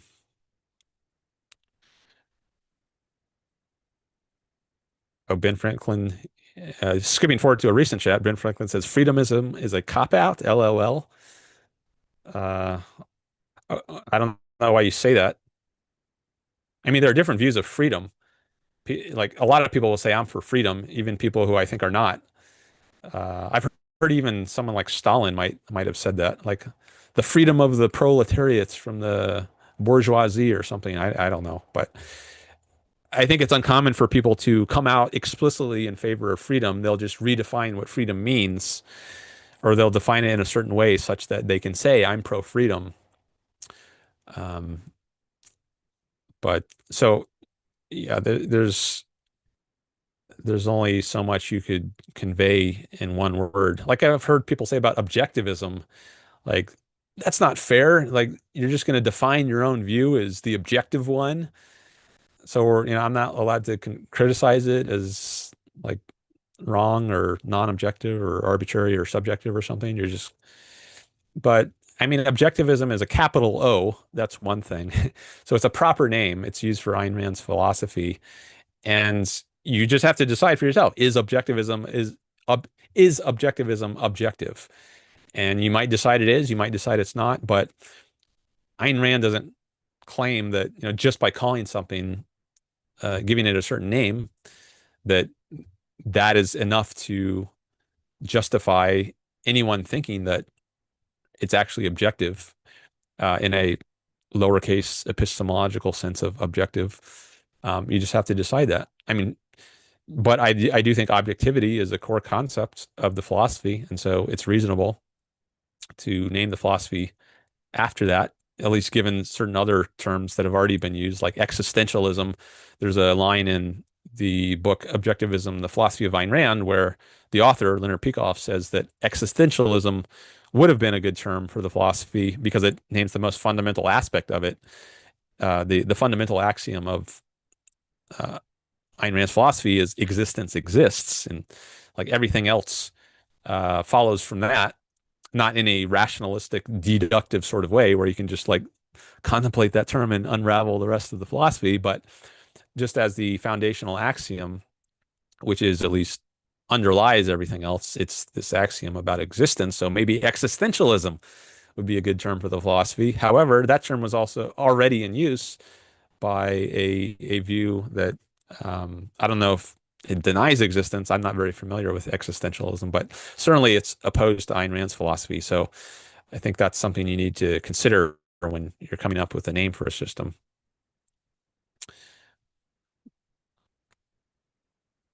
Okay. Oh, I see somebody has called in. Kirk. All right. I don't know who Kirk is. So maybe I should screen Kirk a little bit. Um, well, let me just ask this, see if I get a reply to Kirk. So, Kirk, are you in the YouTube chat somewhere under a different name? Could you identify yourself? I don't know if that's something you want to do. Maybe I'll give you a minute to identify yourself in YouTube chat, and then I'll decide. I don't know if I want to take your call unless I know who you are in YouTube, at least. Maybe we'll see. I'll think about it, but I'll give you 1 minute now to let me know if that's you let me know if it's you in the Zoom call let me know in the YouTube chat. All right, so we got 14 people watching now. That's what it says on my end, so that's good to see. Thanks for coming by, everyone. Um, oh, PandaPerson says he's Kirk. Oh, Kirk. Okay, Roberts speculates maybe it's he says if that's Kirk Barbara, an objectivist in Texas, he's always worth talking to. Oh, PandaPerson says I am not Kirk Barbara. Okay. Yeah, I know Kirk Barbara a little bit at least. I mean, I met him and I know he's got a YouTube channel. But okay, this is a different Kirk. So PandaPerson, um, thanks for identifying yourself in the chat.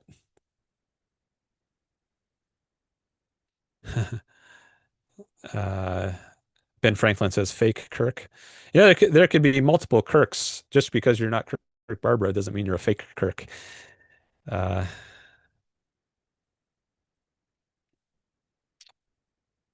okay, so I guess that maybe I'll let that identification be enough for now. So I think I'm going to take a chance on taking Kirk's call and see what happens. Okay, so let me go over to Zoom and admit. Okay, I've just admitted Kirk to the call, but he's muted and there's no video, which is how I want it for right now. So I'm going to have to ask Kirk to unmute. Here we go. Hi, Hello? Kirk. Hey, can you hear Hi. me? Yes, I can. Yeah, I wanted to call in because I know a lot about philosophy, and I think objectivism is a garbage philosophy. Okay. All right. So I just muted you, Kirk, because I don't know if you are going to be disrespectful and rude. You just said you called in and you want to talk about you said you know about philosophy, a lot about philosophy, and you want to talk about Ayn Rand's philosophy because you think it's a garbage philosophy. So that's already raising a flag for me, a red flag or an orange flag or something. If you just kind of come in and say something disrespectful, as opposed to saying, for instance, I have a disagreement with Rand's philosophy and here's what it is. Let's talk about it. If you're just going to start out with an insult of her philosophy, then this call might not go on for very long. Um, so one thing I try to do in my live streams is keep it civil. So I might think you have a garbage philosophy, um, and but I might not say that necessarily because I want to be polite and have a respectful conversation that is productive and not just blood sports, which many people on the internet do have. But I don't enjoy that. Going back to what I've said early in the stream, I'm here to pursue my own interest, which I think means doing things that enhance my own happiness, my own pleasure in life, and having nasty conversations with people, I think detracts from that. So I'd rather have respectful conversations. So if you want to have a civil conversation, we can try that. But otherwise, I'm just gonna end the call. So I'm gonna I'll give you one more chance, and maybe if you want to start over, we can try this. But now you know those are my rules. So I am now going to ask you to unmute again, and you can we can try this again. All right. Okay. So I've unmuted now. Okay. So could I outline some criticisms I have of the objectivist philosophy? And if you believe that my criticisms are a misinterpretation of objectivist philosophy or mistaken, could you respond to them, and we could have a dialogue about where we disagree on philosophical questions? Yeah, sure. And it sounds like maybe you have a long list, so maybe just take to not go on for too long. Maybe just give us one or two or three just to get us started, and uh, and then we can go back and forth. Okay. So, I mean, I have criticisms of all of the branches of objectivist philosophy except for it's her aesthetics. But I think the most crucial differences I have with her would probably be in her aesthetics and not her aesthetics, sorry, her epistemology and metaphysics. So perhaps I should start there because those are where my most crucial criticisms of her philosophy are. So the first Okay, criticism hold that on. Just before you do it, let me just ask you what you've read by Ayn Rand before. so I've read uh, excerpts from. Are you familiar with the Leonard Peikoff book "Objectivism: The Philosophy of Ayn Rand"? Yes. So I've read excerpts from that, and I've read the Ayn Rand lexicon, and I've listened to lectures by objectivists. But I have not read objectivist fiction literature or like Ayn Rand's fiction literature. I have not read anything other than that. Okay, so you've read some excerpts, and all right, sure. I'm glad you've read at least something that gives you some basis, and I'm happy to have a discussion at least based on that. So, all right, go ahead. Okay, so the first criticism I have of her is, to my understanding, Ayn Rand defends a form of direct realism, and she believes perceptual content is not conceptual, correct? Okay, direct realism and perceptual content is not conceptual. I'm taking some notes here. Um, okay, so on my understanding, she does support realism of some sort. Maybe it's yeah, I think it would be called direct realism to use academic terminology, which is what you're using here. I don't know that she ever used that term herself, but I think in OPAR, the book you referenced, Objectivism, the Philosophy of Ayn Rand by Leonard Peikoff, I think he might use the term direct realism in that book. I know he uses the term naive realism, and he says that is not a good term for Rand's view because it's not naive. And I guess the naive realists, they think that they don't take into account the nature of consciousness. They think you consciousness is diaphanous. I think he uses that term. It just kind of uh, the form of consciousness they don't recognize that the form in which you perceive the world is impacted by the nature of your sense apparatus. So they would be the naive realists because they naively think that the form of perception is not a thing. Um, I don't know if that he also uses the term direct realism. So I'm a little hesitant to say Rand uh, uses that or would be correctly described as holding a direct realist view because I'm not really familiar with the field of perception in the academic literature. I didn't study that area much when I was in grad school, but I can say that she thinks we perceive the world, and it's not that we perceive like it's not a representationalist theory of perception where you perceive something that is not directly the world. There's like an intermediate stage between your awareness and the world. There's a veil of perception. I think that's the way it's sometimes put. And I think some of the early modern philosophers are associated with this sort of view. You don't perceive reality directly. So I think if direct realism means you directly perceive reality, I would say, okay, yeah, I do think Rand would be a direct realist. And to be more brief about the second point you mentioned, I think correct. Perceptual content is not conceptual. That's a different form of cognition. Okay. Now, can I respond to why I think both of those opinions are mistaken? Sure. So the first is, I think, Ayn Rand's form of direct realism, which is not the same as naive realism in the sense that she does believe in as I understand, a form object distinction. She does believe the form of cognition is not the same as the object of cognition, but the form is still ultimately of an object. So not representationalism. But I still think ultimately, if you believe that we see objects directly in our form, I would say no, because I believe the form distorts our the form we see of objects necessarily distorts how we see objects, because I believe in the Critique of Pure Reason, Immanuel Kant proved that the transcendental a priori conditions for cognition of space and time, when they're synthesized with the manifold of the categories of things like causality, substance, and persistence, demonstrate that whatever form of cognition we have is not going to be of the world itself, but the form distorted by the a priori intuitions and categories. Okay. Yeah, so you mentioned Kant, and you might know that Ayn Rand was an arch opponent of Kant's. Are you familiar with that point? Yeah, to my understanding, she was critical of Kantian philosophy. Yeah, and the root error, or at least one of the root errors that she attributes to him, is the idea that identity disqualifies consciousness. That if you perceive certain things in a certain form, that you're not perceiving them.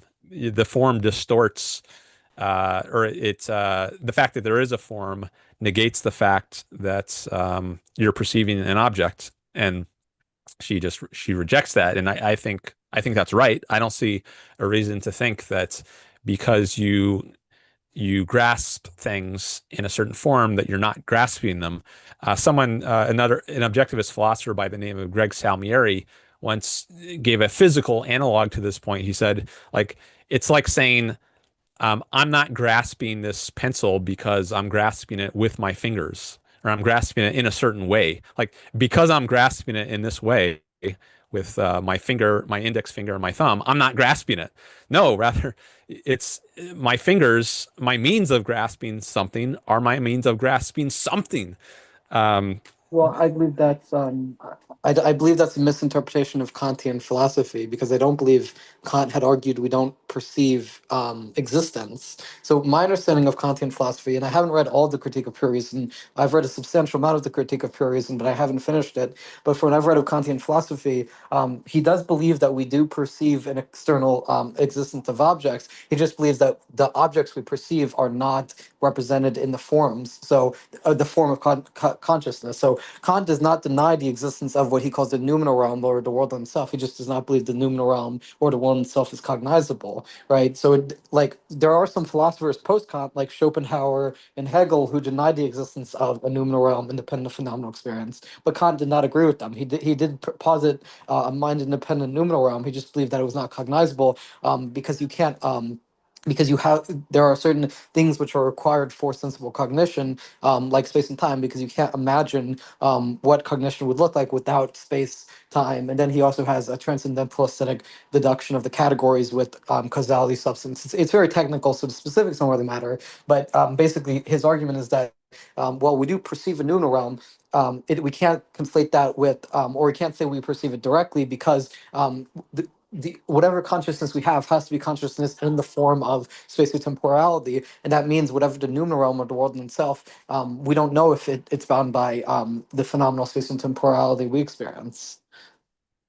yeah, so this idea of a noumenal realm as opposed to a phenomenal realm is one of the fundamental points in Kant's philosophy, and I don't buy it. Like, I think that's I guess the to put it in different terminology, the noumenal realm, so-called, is the true reality, but we don't have access to that. We only have access to a world of appearances.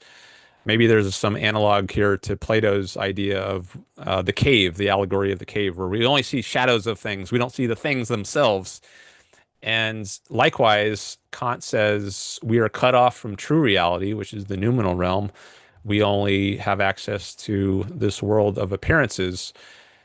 But I think I don't think there's good justification for that view. And I think uh, maybe that's why some of his followers eventually dispensed from dispense with the noumenal realm entirely. I'm not too familiar with 19th century German philosophers who followed Kant, but my understanding is they thought, okay, well, if we can't have any contact with this with true reality or with this noumenal realm, let's just get rid of it altogether.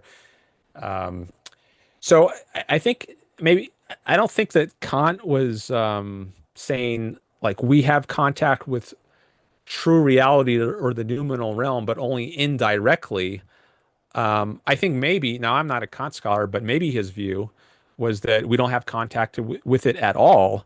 And I think it was for that reason that some of his followers then said, okay, well, we really don't have any justification for thinking it exists at all, as even like the cause of our experiences, because causation itself, I think, was one of the forms or the so-called categories in Kant's philosophy, which all our experiences filtered through.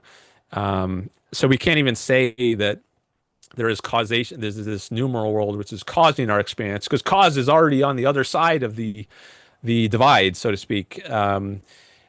It's so we can't have any contact at all with the so-called noumenal realm or true reality. So let's just get rid of it altogether. And I think that's a different view than what you're presenting here, which is a more maybe it should be called an indirect realist, where Kant's idea is that we there is this noumenal realm in it indirect. We have indirect access, just not direct access to it. I I'm not sure that's Kant's view. I think it might be different than Kant's view, the way Well, you're portraying it.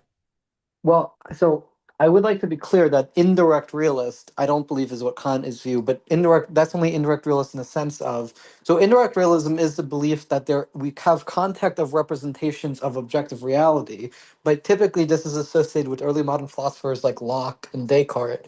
And basically indirect realism says that we perceive reality, but we specifically perceive representations of reality. But the difference between Kant and indirect realist is that indirect realists believe that when we perceive reality, we do perceive objective parts of reality like space and time, but they make the secondary primary quality distinction where they argue that space and time are primary qualities, whereas they believe that color and sound and other things are so space and time are primary and they're objective, and color, sound are secondary qualities and are subjective. That is not Kant's view. Kant's view is that space and time are also subjective, but the specifics, and this is called transcendental idealism, but the specific disagreement he had with post-Kantian philosophers is he did not deny that there was a mind-independent existence. He just didn't believe that we could cognize it. But it sounds like philosophy. I mean, I'm not an expert in philosophy of perception either, but I would also like. For the sake of time, to get to the second point where I think Rand is mistaken, which is my understanding of the objectivist view, which is that perceptual content is not conceptual. Because Okay. would you say that's a fair, like you say, would you say that's a fair representation of objectivism, that you believe that you can have a perceptual content and that's not necessarily conceptual?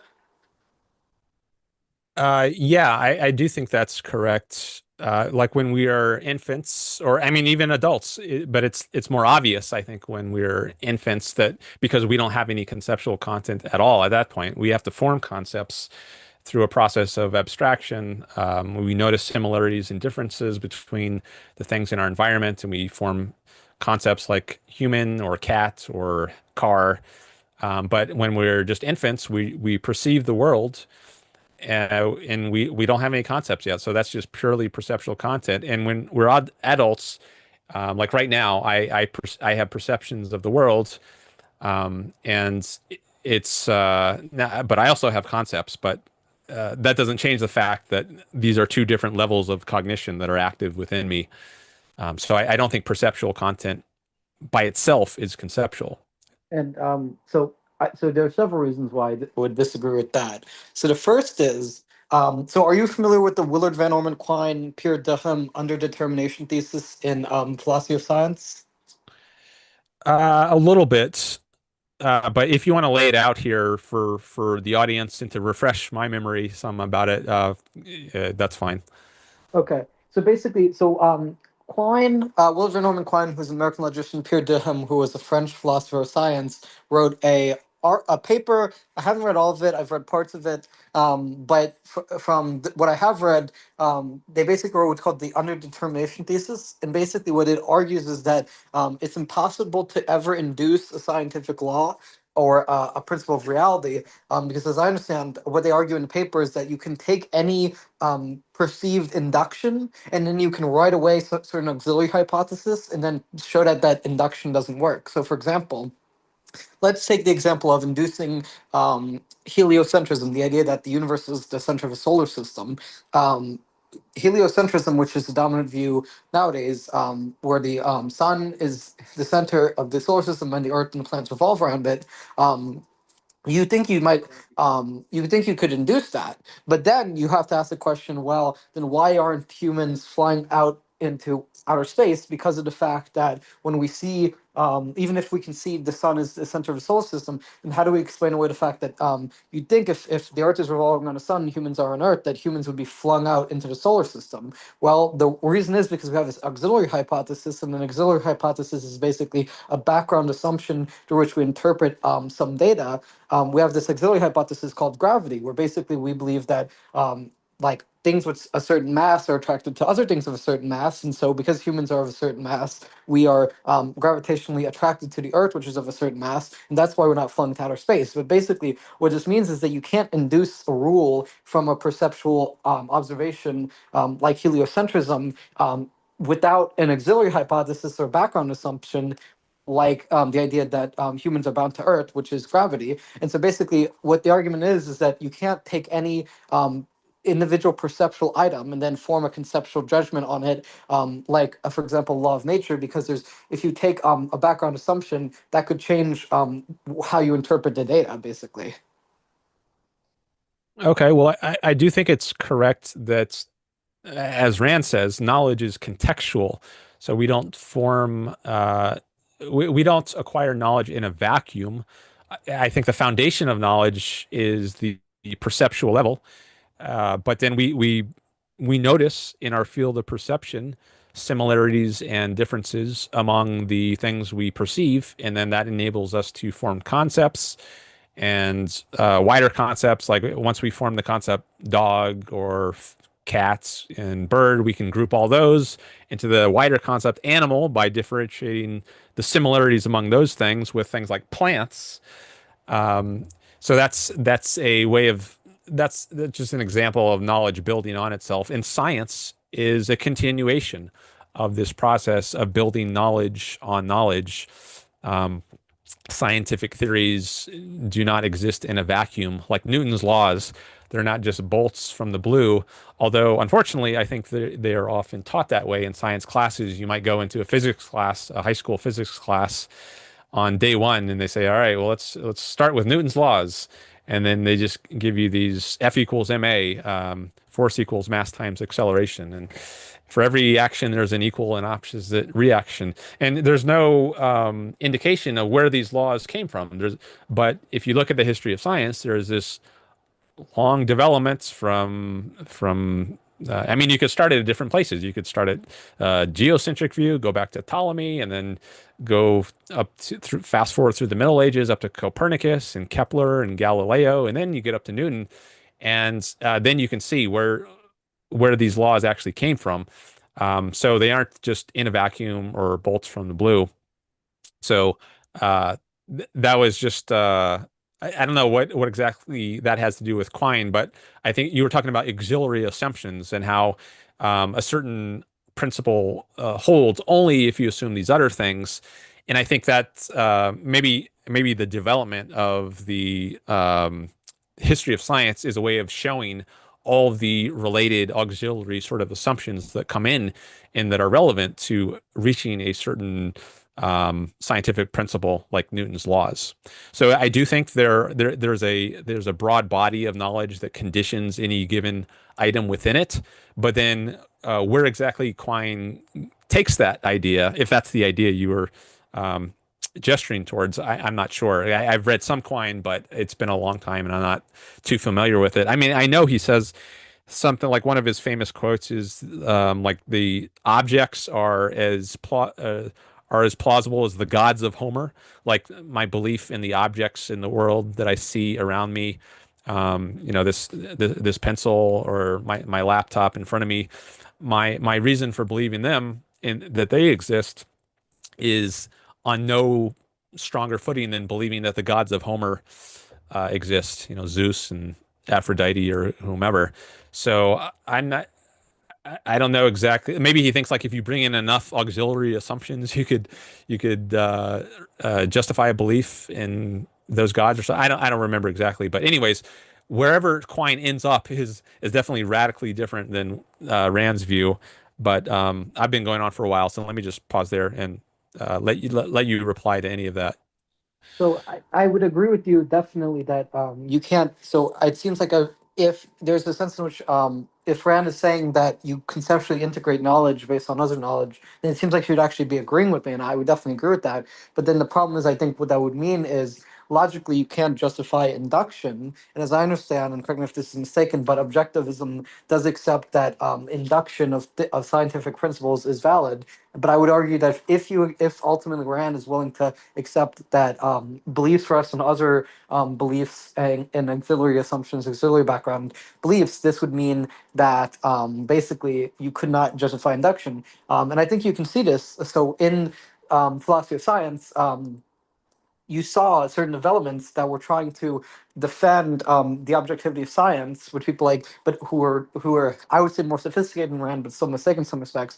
Like for example, you have someone like Karl Popper who argues that you can justify science's validity through falsificationism. But one of the things I don't know if you've also, I mean, you seem to know quite a bit about certain philosophers of science like Quine, but after Popper, who was saying that you could who was different than Rand because he did, even though he believed in, I guess you could say, a correspondence theory of truth, which is my understanding of Rand was a correspondence theorist. Even though he did believe that truth is that which corresponds to reality, he also agreed with the problem of induction that David Hume posed.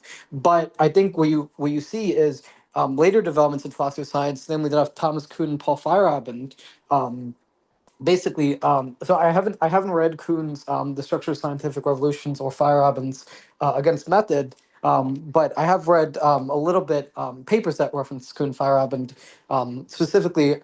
So Kuhn Feyerabend mostly worked in philosophy of science, and they basically hammered the point that not only can you not confirm a theory in isolation, so you can't just induce a theory in isolation, you also can't falsify in isolation, because if you're going to take an example of something which you think would falsify a hypothesis, that would require also auxiliary hypothesis. So I don't know if Kuhn Feyerabend specifically used this example, but I think a good example to illustrate this would be if you're looking at something like, okay, so the I see lightning, and then every time I've seen lightning, I've seen thunder, or I've seen lightning and I've heard thunder. And so you might assume there's a causal relationship between seeing lightning and thunder. Well, that hypothetically, I could see lightning and then not hear thunder. And then you might think, well, that falsifies the assertion that lightning always causes thunder.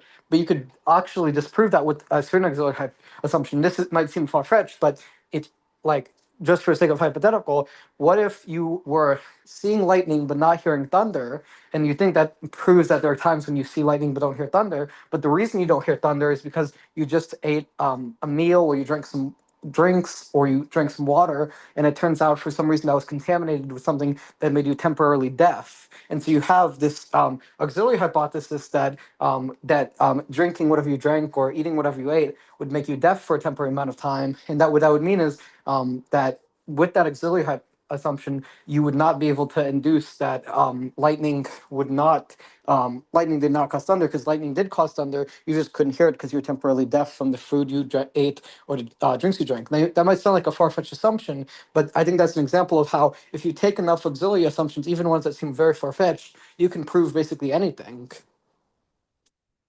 Okay. So, some thoughts on this.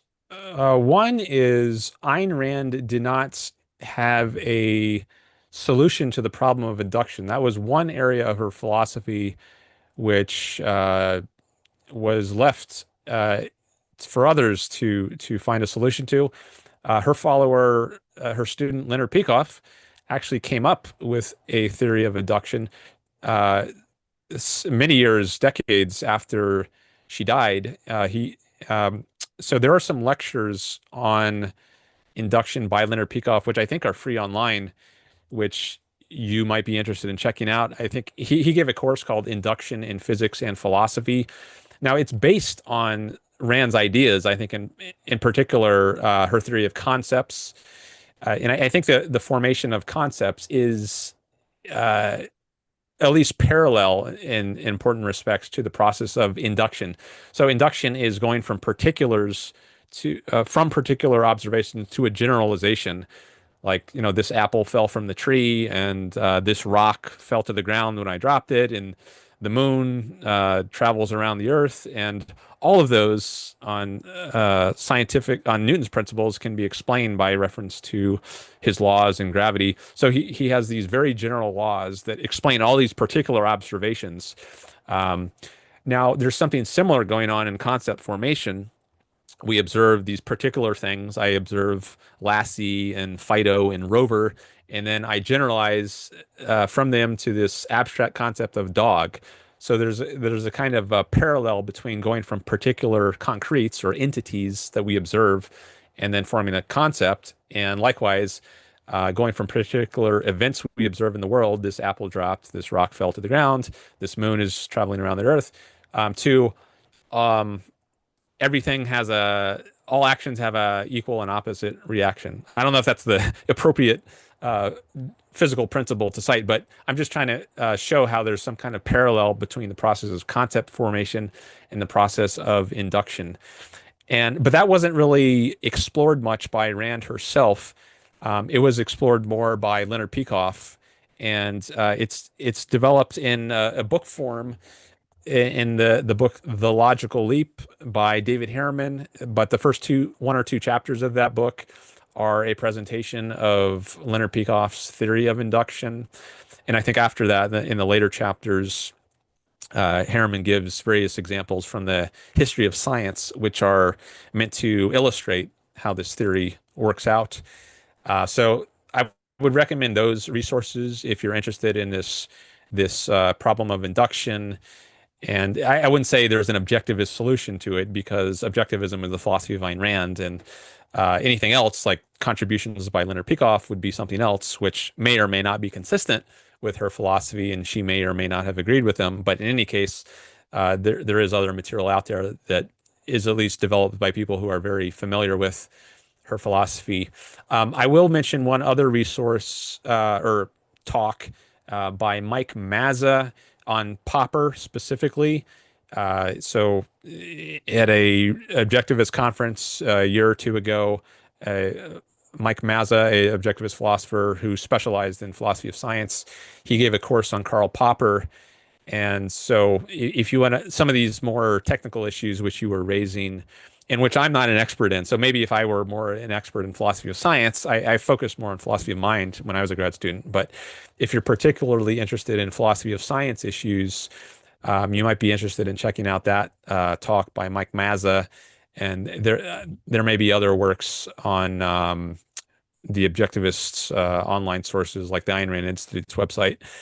Um, Yeah. but I don't know if I want to say anything now about the lightning and thunder example. Let me just, I want to pause here for a moment and take a quick look at the chat to see if anything is going on there that I want to, oh, it's still going on. We've still got some chatters in there.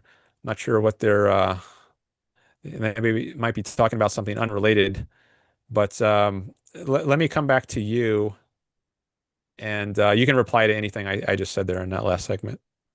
Okay. So basically, so I understand what you're saying. I'll check out those Mazda lectures, and maybe some of those Peikoff lectures if they're free online. Yeah, I I think they are. Yeah, it's just that to my understanding, the Ayn Rand Institute has certain courses which they do for members, and I don't plan on paying for any sort of course like that. So if they have any free lectures on induction, that would be fine. It's just the main problem is I don't know if he specifically talks about this question of auxiliary assumptions or auxiliary hypothesis being a problem to induction. But if he does cover that, which I mean I'm sure maybe he talks about that. then that would be good. I would say though, since we have, it seems like you've mostly like referred me to other sources. Maybe this question of induction is not something that like, maybe I'll just have to look more into that. Those people you cited, but it sounds like we have to kind of put a cap there because you don't seem to have much more to say on that. I do have there are some other disagreements I have of objectivist metaphysics and epistemology. If you want to run through them real quickly, and then if you want to bring anyone else on, that's fine. Okay. There's no one else in the waiting room right now, so there's not like a line of people. So on my own, there might be more I can say on these issues, but I might need some time to think them through because this Okay. is a relatively unfamiliar territory for me. It was not my specialty. So you might have thought about these sorts of issues much more than I have. But so I wanted to at least start by mentioning some other sources by people who have thought a lot more about this than I have. So if you want to pursue this more, Um, you have an avenue to look into. And I don't know if Mike or Peikoff talks about this. Um, Particular issue of auxiliary assumptions that you're interested yeah. in. But even if they don't, uh, you could probably at least send an email to Mike Mazza, and maybe you could somehow get in touch with him, and or maybe he could point you to someone who is available to talk. I think Leonard Peikoff is basically retired these days, but there are other objectivists who work in the philosophy of science who maybe you could get in touch with. You can also contact me offline and or through another channel, and maybe I could point you to some more people later. Yeah, but But I yeah, just if we could try to talk about some of this more in detail now, and I'll do what I can. I might be a little uh, halting, or if you want to go to a different well, topic, we can actually, also yeah, do that. I would like to. I think I would like to go to a different topic because you mentioned that you studied more philosophy of mind in school. Yeah, right. So I think there are problems with the objectivist philosophy of mind. So correct me if I'm wrong, but as I understand, the objectivist philosophy of mind is Rand believes that there is a subject-object dichotomy. So there's a subject which is consciousness, and then there's a physical reality which is like the object. So she does believe in subjects and objects, and she does believe the subject is consciousness, and that consciousness emerges naturally from the laws of physics, and this is basically how consciousness and existence relate. Okay, so first of all, I'll say that Rand doesn't talk much, or she talks relatively little about the philosophy of mind, if that means like the mind-brain relationship in the way that philosophers these days typically understand that. So she said some very fundamental things about it, like there is consciousness and it is consciousness of reality.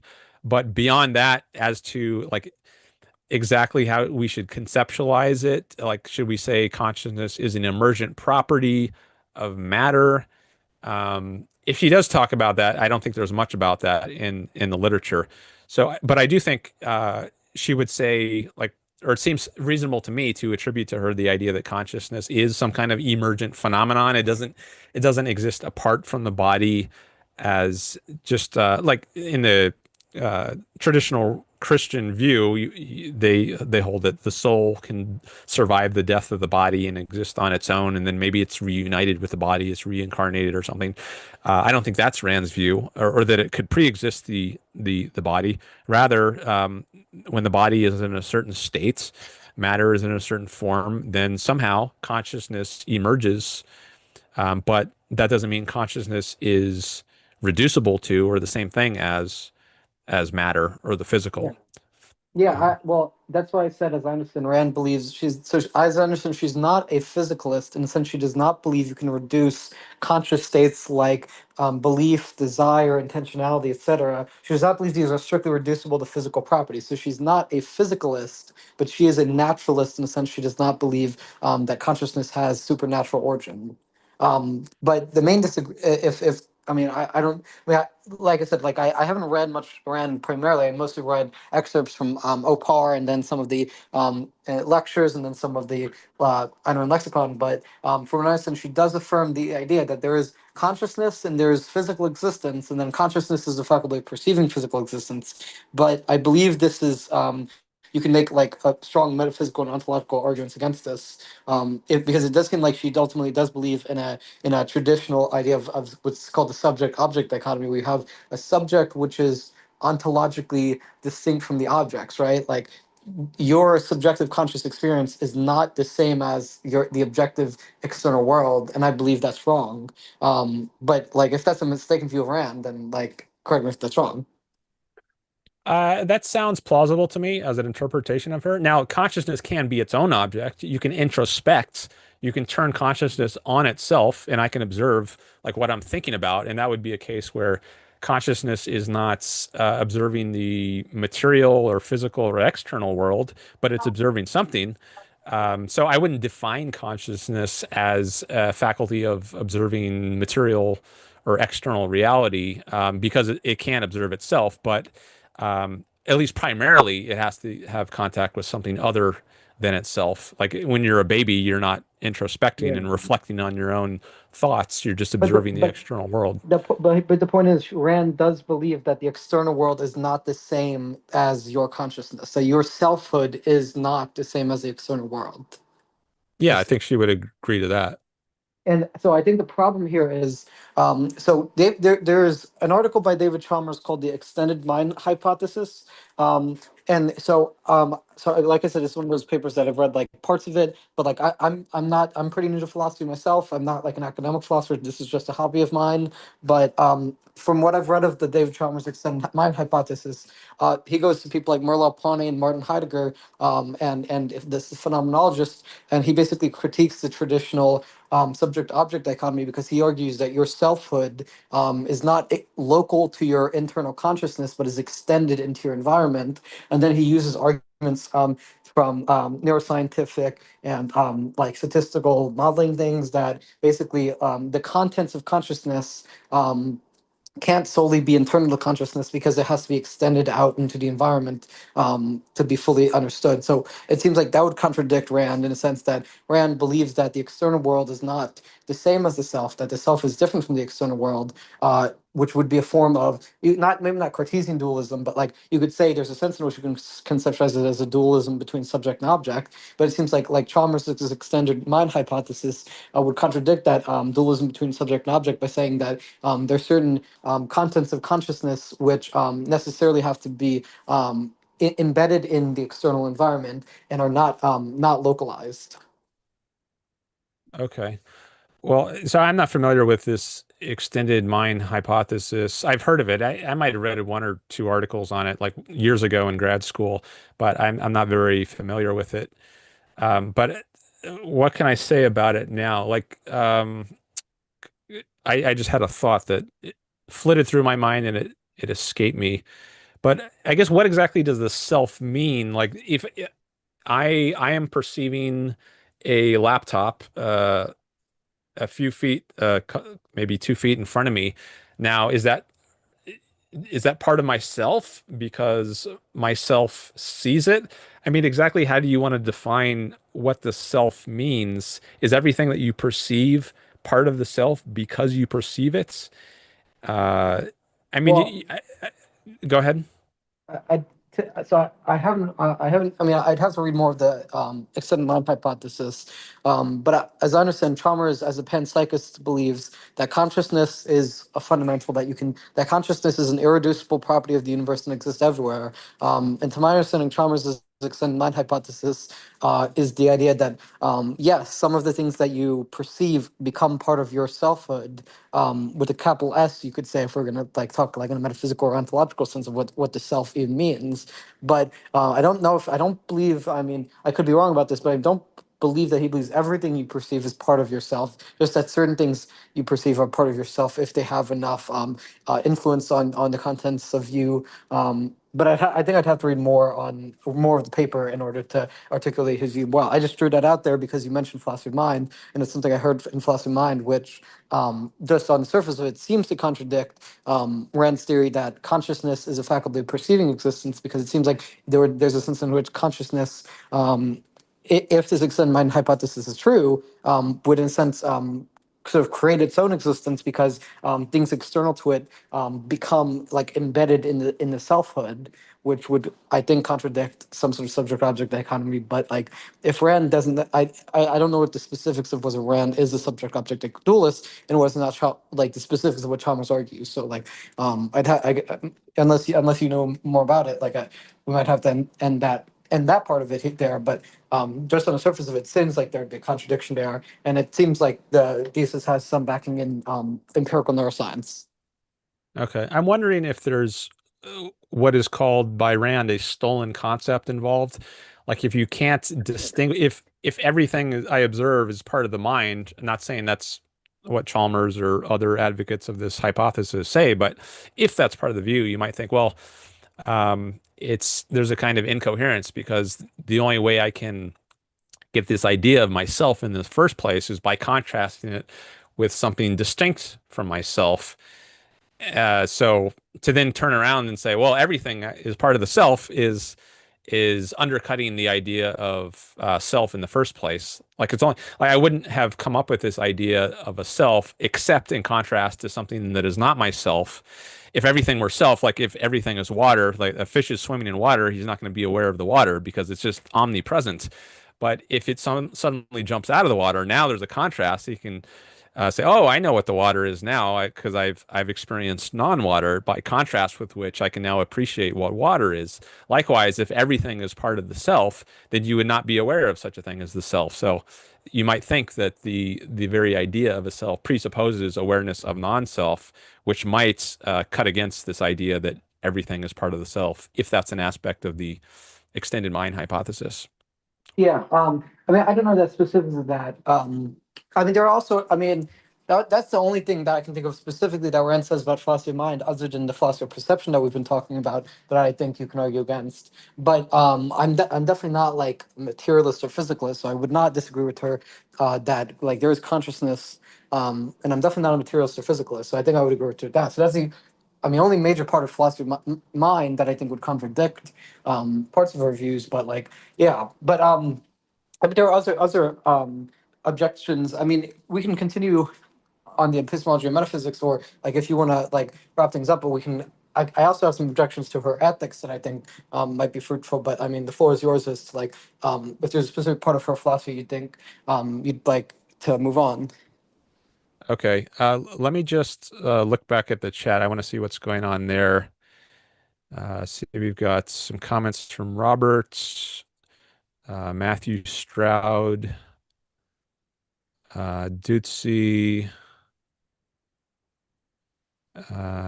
Darwin, so from Oliver. Okay, and it looks like I guess some of it was related to what we were discussing. Um, Matthew Stroud says, emergence is fascinating. Chalmers is unconvincing in the pieces I've seen. Free will denier. Yeah, I do think Chalmers is a compatibilist when it comes to free will, which I don't think. So compatibilists will say that free will and determinism can both be true. We can both be free, have free will and be determined. But I don't think that that view is coherent. But yeah, I do recall that that's his view, or at least was. I don't know if he still holds to that. I think panpsychism might have been a relative. Like I think he was a dualist at a certain phase, but maybe he's evolved into panpsychism uh, s since his book, The Conscious Mind, which I think was his major splash on the scene in 1996. I think that was when that book came out, and maybe that's what launched him to stratospheric fame in the academic philosophy world. But I do think his view has changed in some ways since then. Robert says the self is different from the external world. No, not in the sense of being non-intertwined or wholly disconnected. We are in the world and of the world. There are wisdom traditions which claim that everything is intertwined in some exaggerated sense, but there's no good reason to conclude that beyond a few charming aphorisms. Matthew Stroud says consciousness is everything, ideas are akin to string theory. Proposed solutions based purely on the imagination. Robert says agreed. It's tempting to say it's all just silly because it is, but of course, there's a more. Maybe he meant to say there's a lot more going on than just silliness. All right, so those are some of the recent comments that have come in. Thanks for participating, everyone, by the way. Thanks for being here. Thanks for the likes, subscribes, and shares. Looks like Darwin was discussing some political issues before. Um, okay. How many people are still here? See, it says eight eight concurrent viewers, 11 likes. That's good. It's good to see that. Yeah. Uh, okay. I mean, I the It main thing sounds is, like you want to say something. I usually go for around 2 hours. It's been over 2.5 hours now. But let me just come back to you and see if there's what you wanted to say, and maybe I'll decide based on your next comment, like whether we should continue further or just end the stream now. So go ahead. so so I have a couple of objections more to epistemology and metaphysics thing, but I actually have a criticism of her ethics. So maybe what we could do is, because we've already done a lot of metaphysics and epistemology today, I could give you why I think Rand's ethics are wrong, and then we can see maybe. Do you stream every day? No, I stream on Wednesdays and Saturdays at 1 p.m. Pacific. That's my usual time. And I think for the ethics, we should probably hold off to another stream because I think I'm going to need to take a break soon and refresh, and then I'll be ready for another conversation on another stream. So let's do that. If you want to call back in on another stream, we can talk about the ethics or whatever else you want to talk about. Well, then, if that's the case, then if you don't want to get to the ethics until another stream, would you be willing to entertain like another like criticism of her epistemology and metaphysics, and then wrap it up there? Maybe if it's short, let me I just want to see these last few chats that have come in from Robert. He says, regarding compatibilists, are determinists compelled by forces and circumstances beyond their control to believe in determinism, or have they freely concluded it's so? Yeah, that's the issue of the contradiction of determinism argument he's raising there, in which came up in the last discussion. And then he says, thanks for the discussion, Dan and company. Have an outstanding Saturday evening. Um, yeah, so I think if you want to raise these other points about epistemology, how about we also save that for next time? Um, because I think I want to end the stream here. Well, okay, you can say briefly what it is, and maybe if I have a quick answer now, I'll give you So that. But I was gonna, otherwise, if I you want was a gonna, longer discussion, we can do it another time.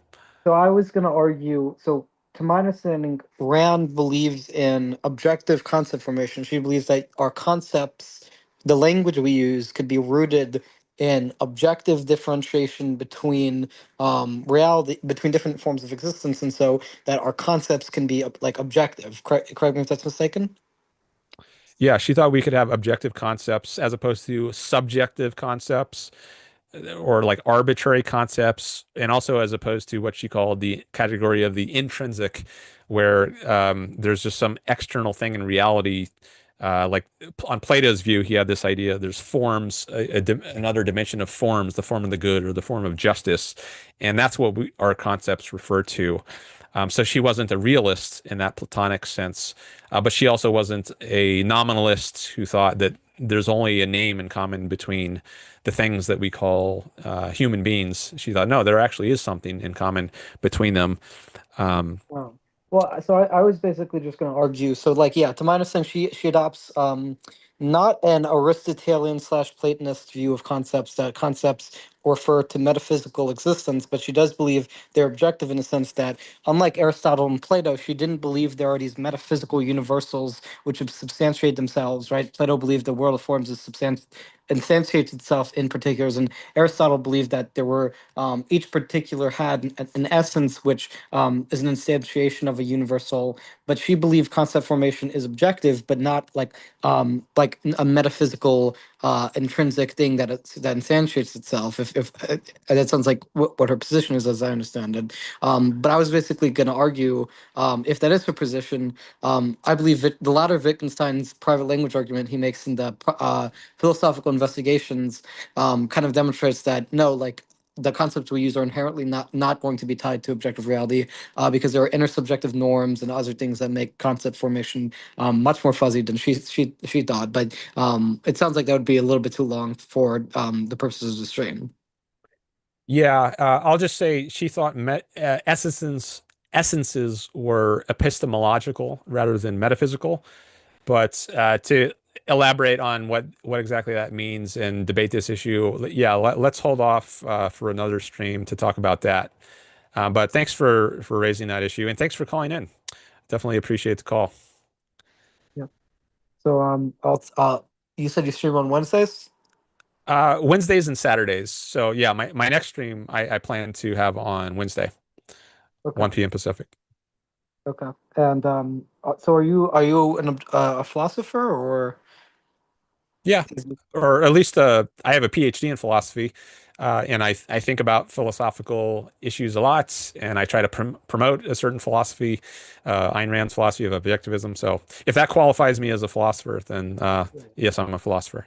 well, I appreciate you having me on. I just want to say the reason I started off a little bit, what seems a little bit harsh, is because when I said her philosophy was trash, I wasn't trying to be disrespectful. It's just that I think there's a lot of statements she makes in philosophy that I think are demonstrably silly when you look at the various arguments in the canon of the history of philosophy. But I'm glad beyond that, like we had a good discussion about some of these more technical issues that don't necessarily always get at the forefront of what objectivists talk about.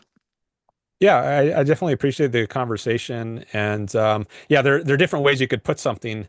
You know, you could say, I think this view is wrong, or I think this view is ridiculous, or I think this view is garbage. And I guess when you're having a conversation with someone who has a different point of view, they might have the mirror opposite uh, position, and but I think it just it activates certain emotions and which can cloud things. And sometimes I think it's better to use neutral sort of terminology. I do think there's a place for harsh terminology in certain contexts, but I guess the sorts of discussions and debates I'm interested in, I think that's typically at least not the place. I think that's appropriate. So I definitely appreciate that you and I were able to have a civil discussion. Um, I am curious about you. You said, like, you asked me if I'm a philosopher. Like, are you a philosopher? Or you said you study philosophy as a hobby, or if you want to say Yeah. anything about yourself, I'd I be mean, interested. I mean, I'm just a layperson. I'm not a professional philosopher, but I read quite a bit about philosophical arguments, and it's definitely a hobby of mine, right? A little bit. I mean, not not everyone's cup of tea, but my cup of tea at least. And also, how did you find out about my stream? Like, how did you come across this video? I was looking up something about objectivism and free will because I look up a lot of different like philosophical things, and so I was looking something about that. Then I found an old stream of yours, and I saw you were live, and then um, here I am. Okay. So when did you first read Rand or some excerpts from Rand? Well, I didn't first get into objectivism because of Rand. I actually first got into objectivism because of a YouTuber, Kirk Wilcox. He has a YouTube. He's a pretty small YouTuber, but I saw some of his videos from another YouTuber I watch, Actual Justice Warrior, who recommended him, and looked at him some of his YouTube. Then he recommended me to objectivism, and I started looking more to like philosophy, and then I was like, yeah, I think well, what he's saying is kind of wrong, and then that's kind of where I'm at. Okay, so you found Ashfield Justice Warrior, and then through him you found Kirk Wilcox, or was it the other way around? No, I first found Actual Justice War, and yeah, and then I found Kirk Wilcox, Okay, and I see. and Gotcha. then I Okay. got into more objectivist primary people because he's not like a philosopher, a Uh, professional analyst. okay, interesting. Yeah, it's interesting to me to know just like how people came across my channel. So thanks for that background there. All right. Well, thanks for calling in, and maybe we'll chat again sometime. Okay. Okay, bye. All right. Bye bye. Okay. Well, I wonder if that was the longest call I've done. I think this is the longest stream I've done. It's uh 2 hours and 45 minutes, looks like. Might be the longest. Anyways, I'm gonna call it a day here for this stream at least and sign off. So thanks everyone for being here. I really appreciate your presence and your participation in the chat. Thanks for the likes, the subscribes, and any shares. Dootsie says, have a great Saturday/Sunday, Dan and chat. Darwin says, Dan, would you mind if you don't put my chat in YouTube comments? I don't want people to know. Oh, um, yeah, I guess I can edit out. I won't read your full chat here if you're trying to edit out information, but yeah, I can try to cut out chats that you made related to that after this stream ends, and feel free to remind me if I somehow forget, but I'll try to remember to cut out any chats related to that. Yeah, I guess if you have private information about yourself, then maybe don't put that in the chat for the future. Just, I guess, Um, oh, Dootsy says to Darwin, you can delete your own comments if that's any help. That's right. You actually can. Um, maybe that's a better solution. So Darwin, you can go into your settings in YouTube. I don't remember exactly where it is, but like any comments you make on a video, or I think even any. Oh, actually, if you just rewatch this stream, or you don't even have to rewatch it, you can just go right now and delete your. Oh, I think I know what you mean. Maybe you mean like I usually post, I copy and paste the entire chat into a comment after I live stream. So in case people don't want to watch the YouTube live chat replay, which takes usually, I don't know how many hours to come out, um, you can also just look in the comment. But you can do both of these things. So you can delete your comments yourself, either just by going into the live chat replay of YouTube. You can either do it now during the live stream or later. I think there's a way to do that. And then uh, if you weed it out before I do my copy and paste on the entire chat, then it won't end up in the comment. Okay, Darwin says, "Yep, got it. Thank you. Yeah, no worries. I deleted it." Okay, I didn't even see what it was, so I guess that's good. Um, so yeah, you can take care of deleting your own contents on YouTube. Um, Matthew Stroud says, "Night all. Rand was a lot ruder about philosophers than that, so don't worry." Yeah, she could be pretty abrasive. There's all, depending on the context, it can be more or less appropriate. Like if you're actually talking, the way she talks to her audience might be different than the way she talks to the figure she's critiquing. Like if you were to meet the person face to face. So depending on the context, it can be more or less appropriate to talk in a certain way, and there's that can be a big subject. Um, Anyways, okay, we're done for today. Thanks everyone again for coming by, and I will see you again hopefully in a future live stream. All right, bye everyone.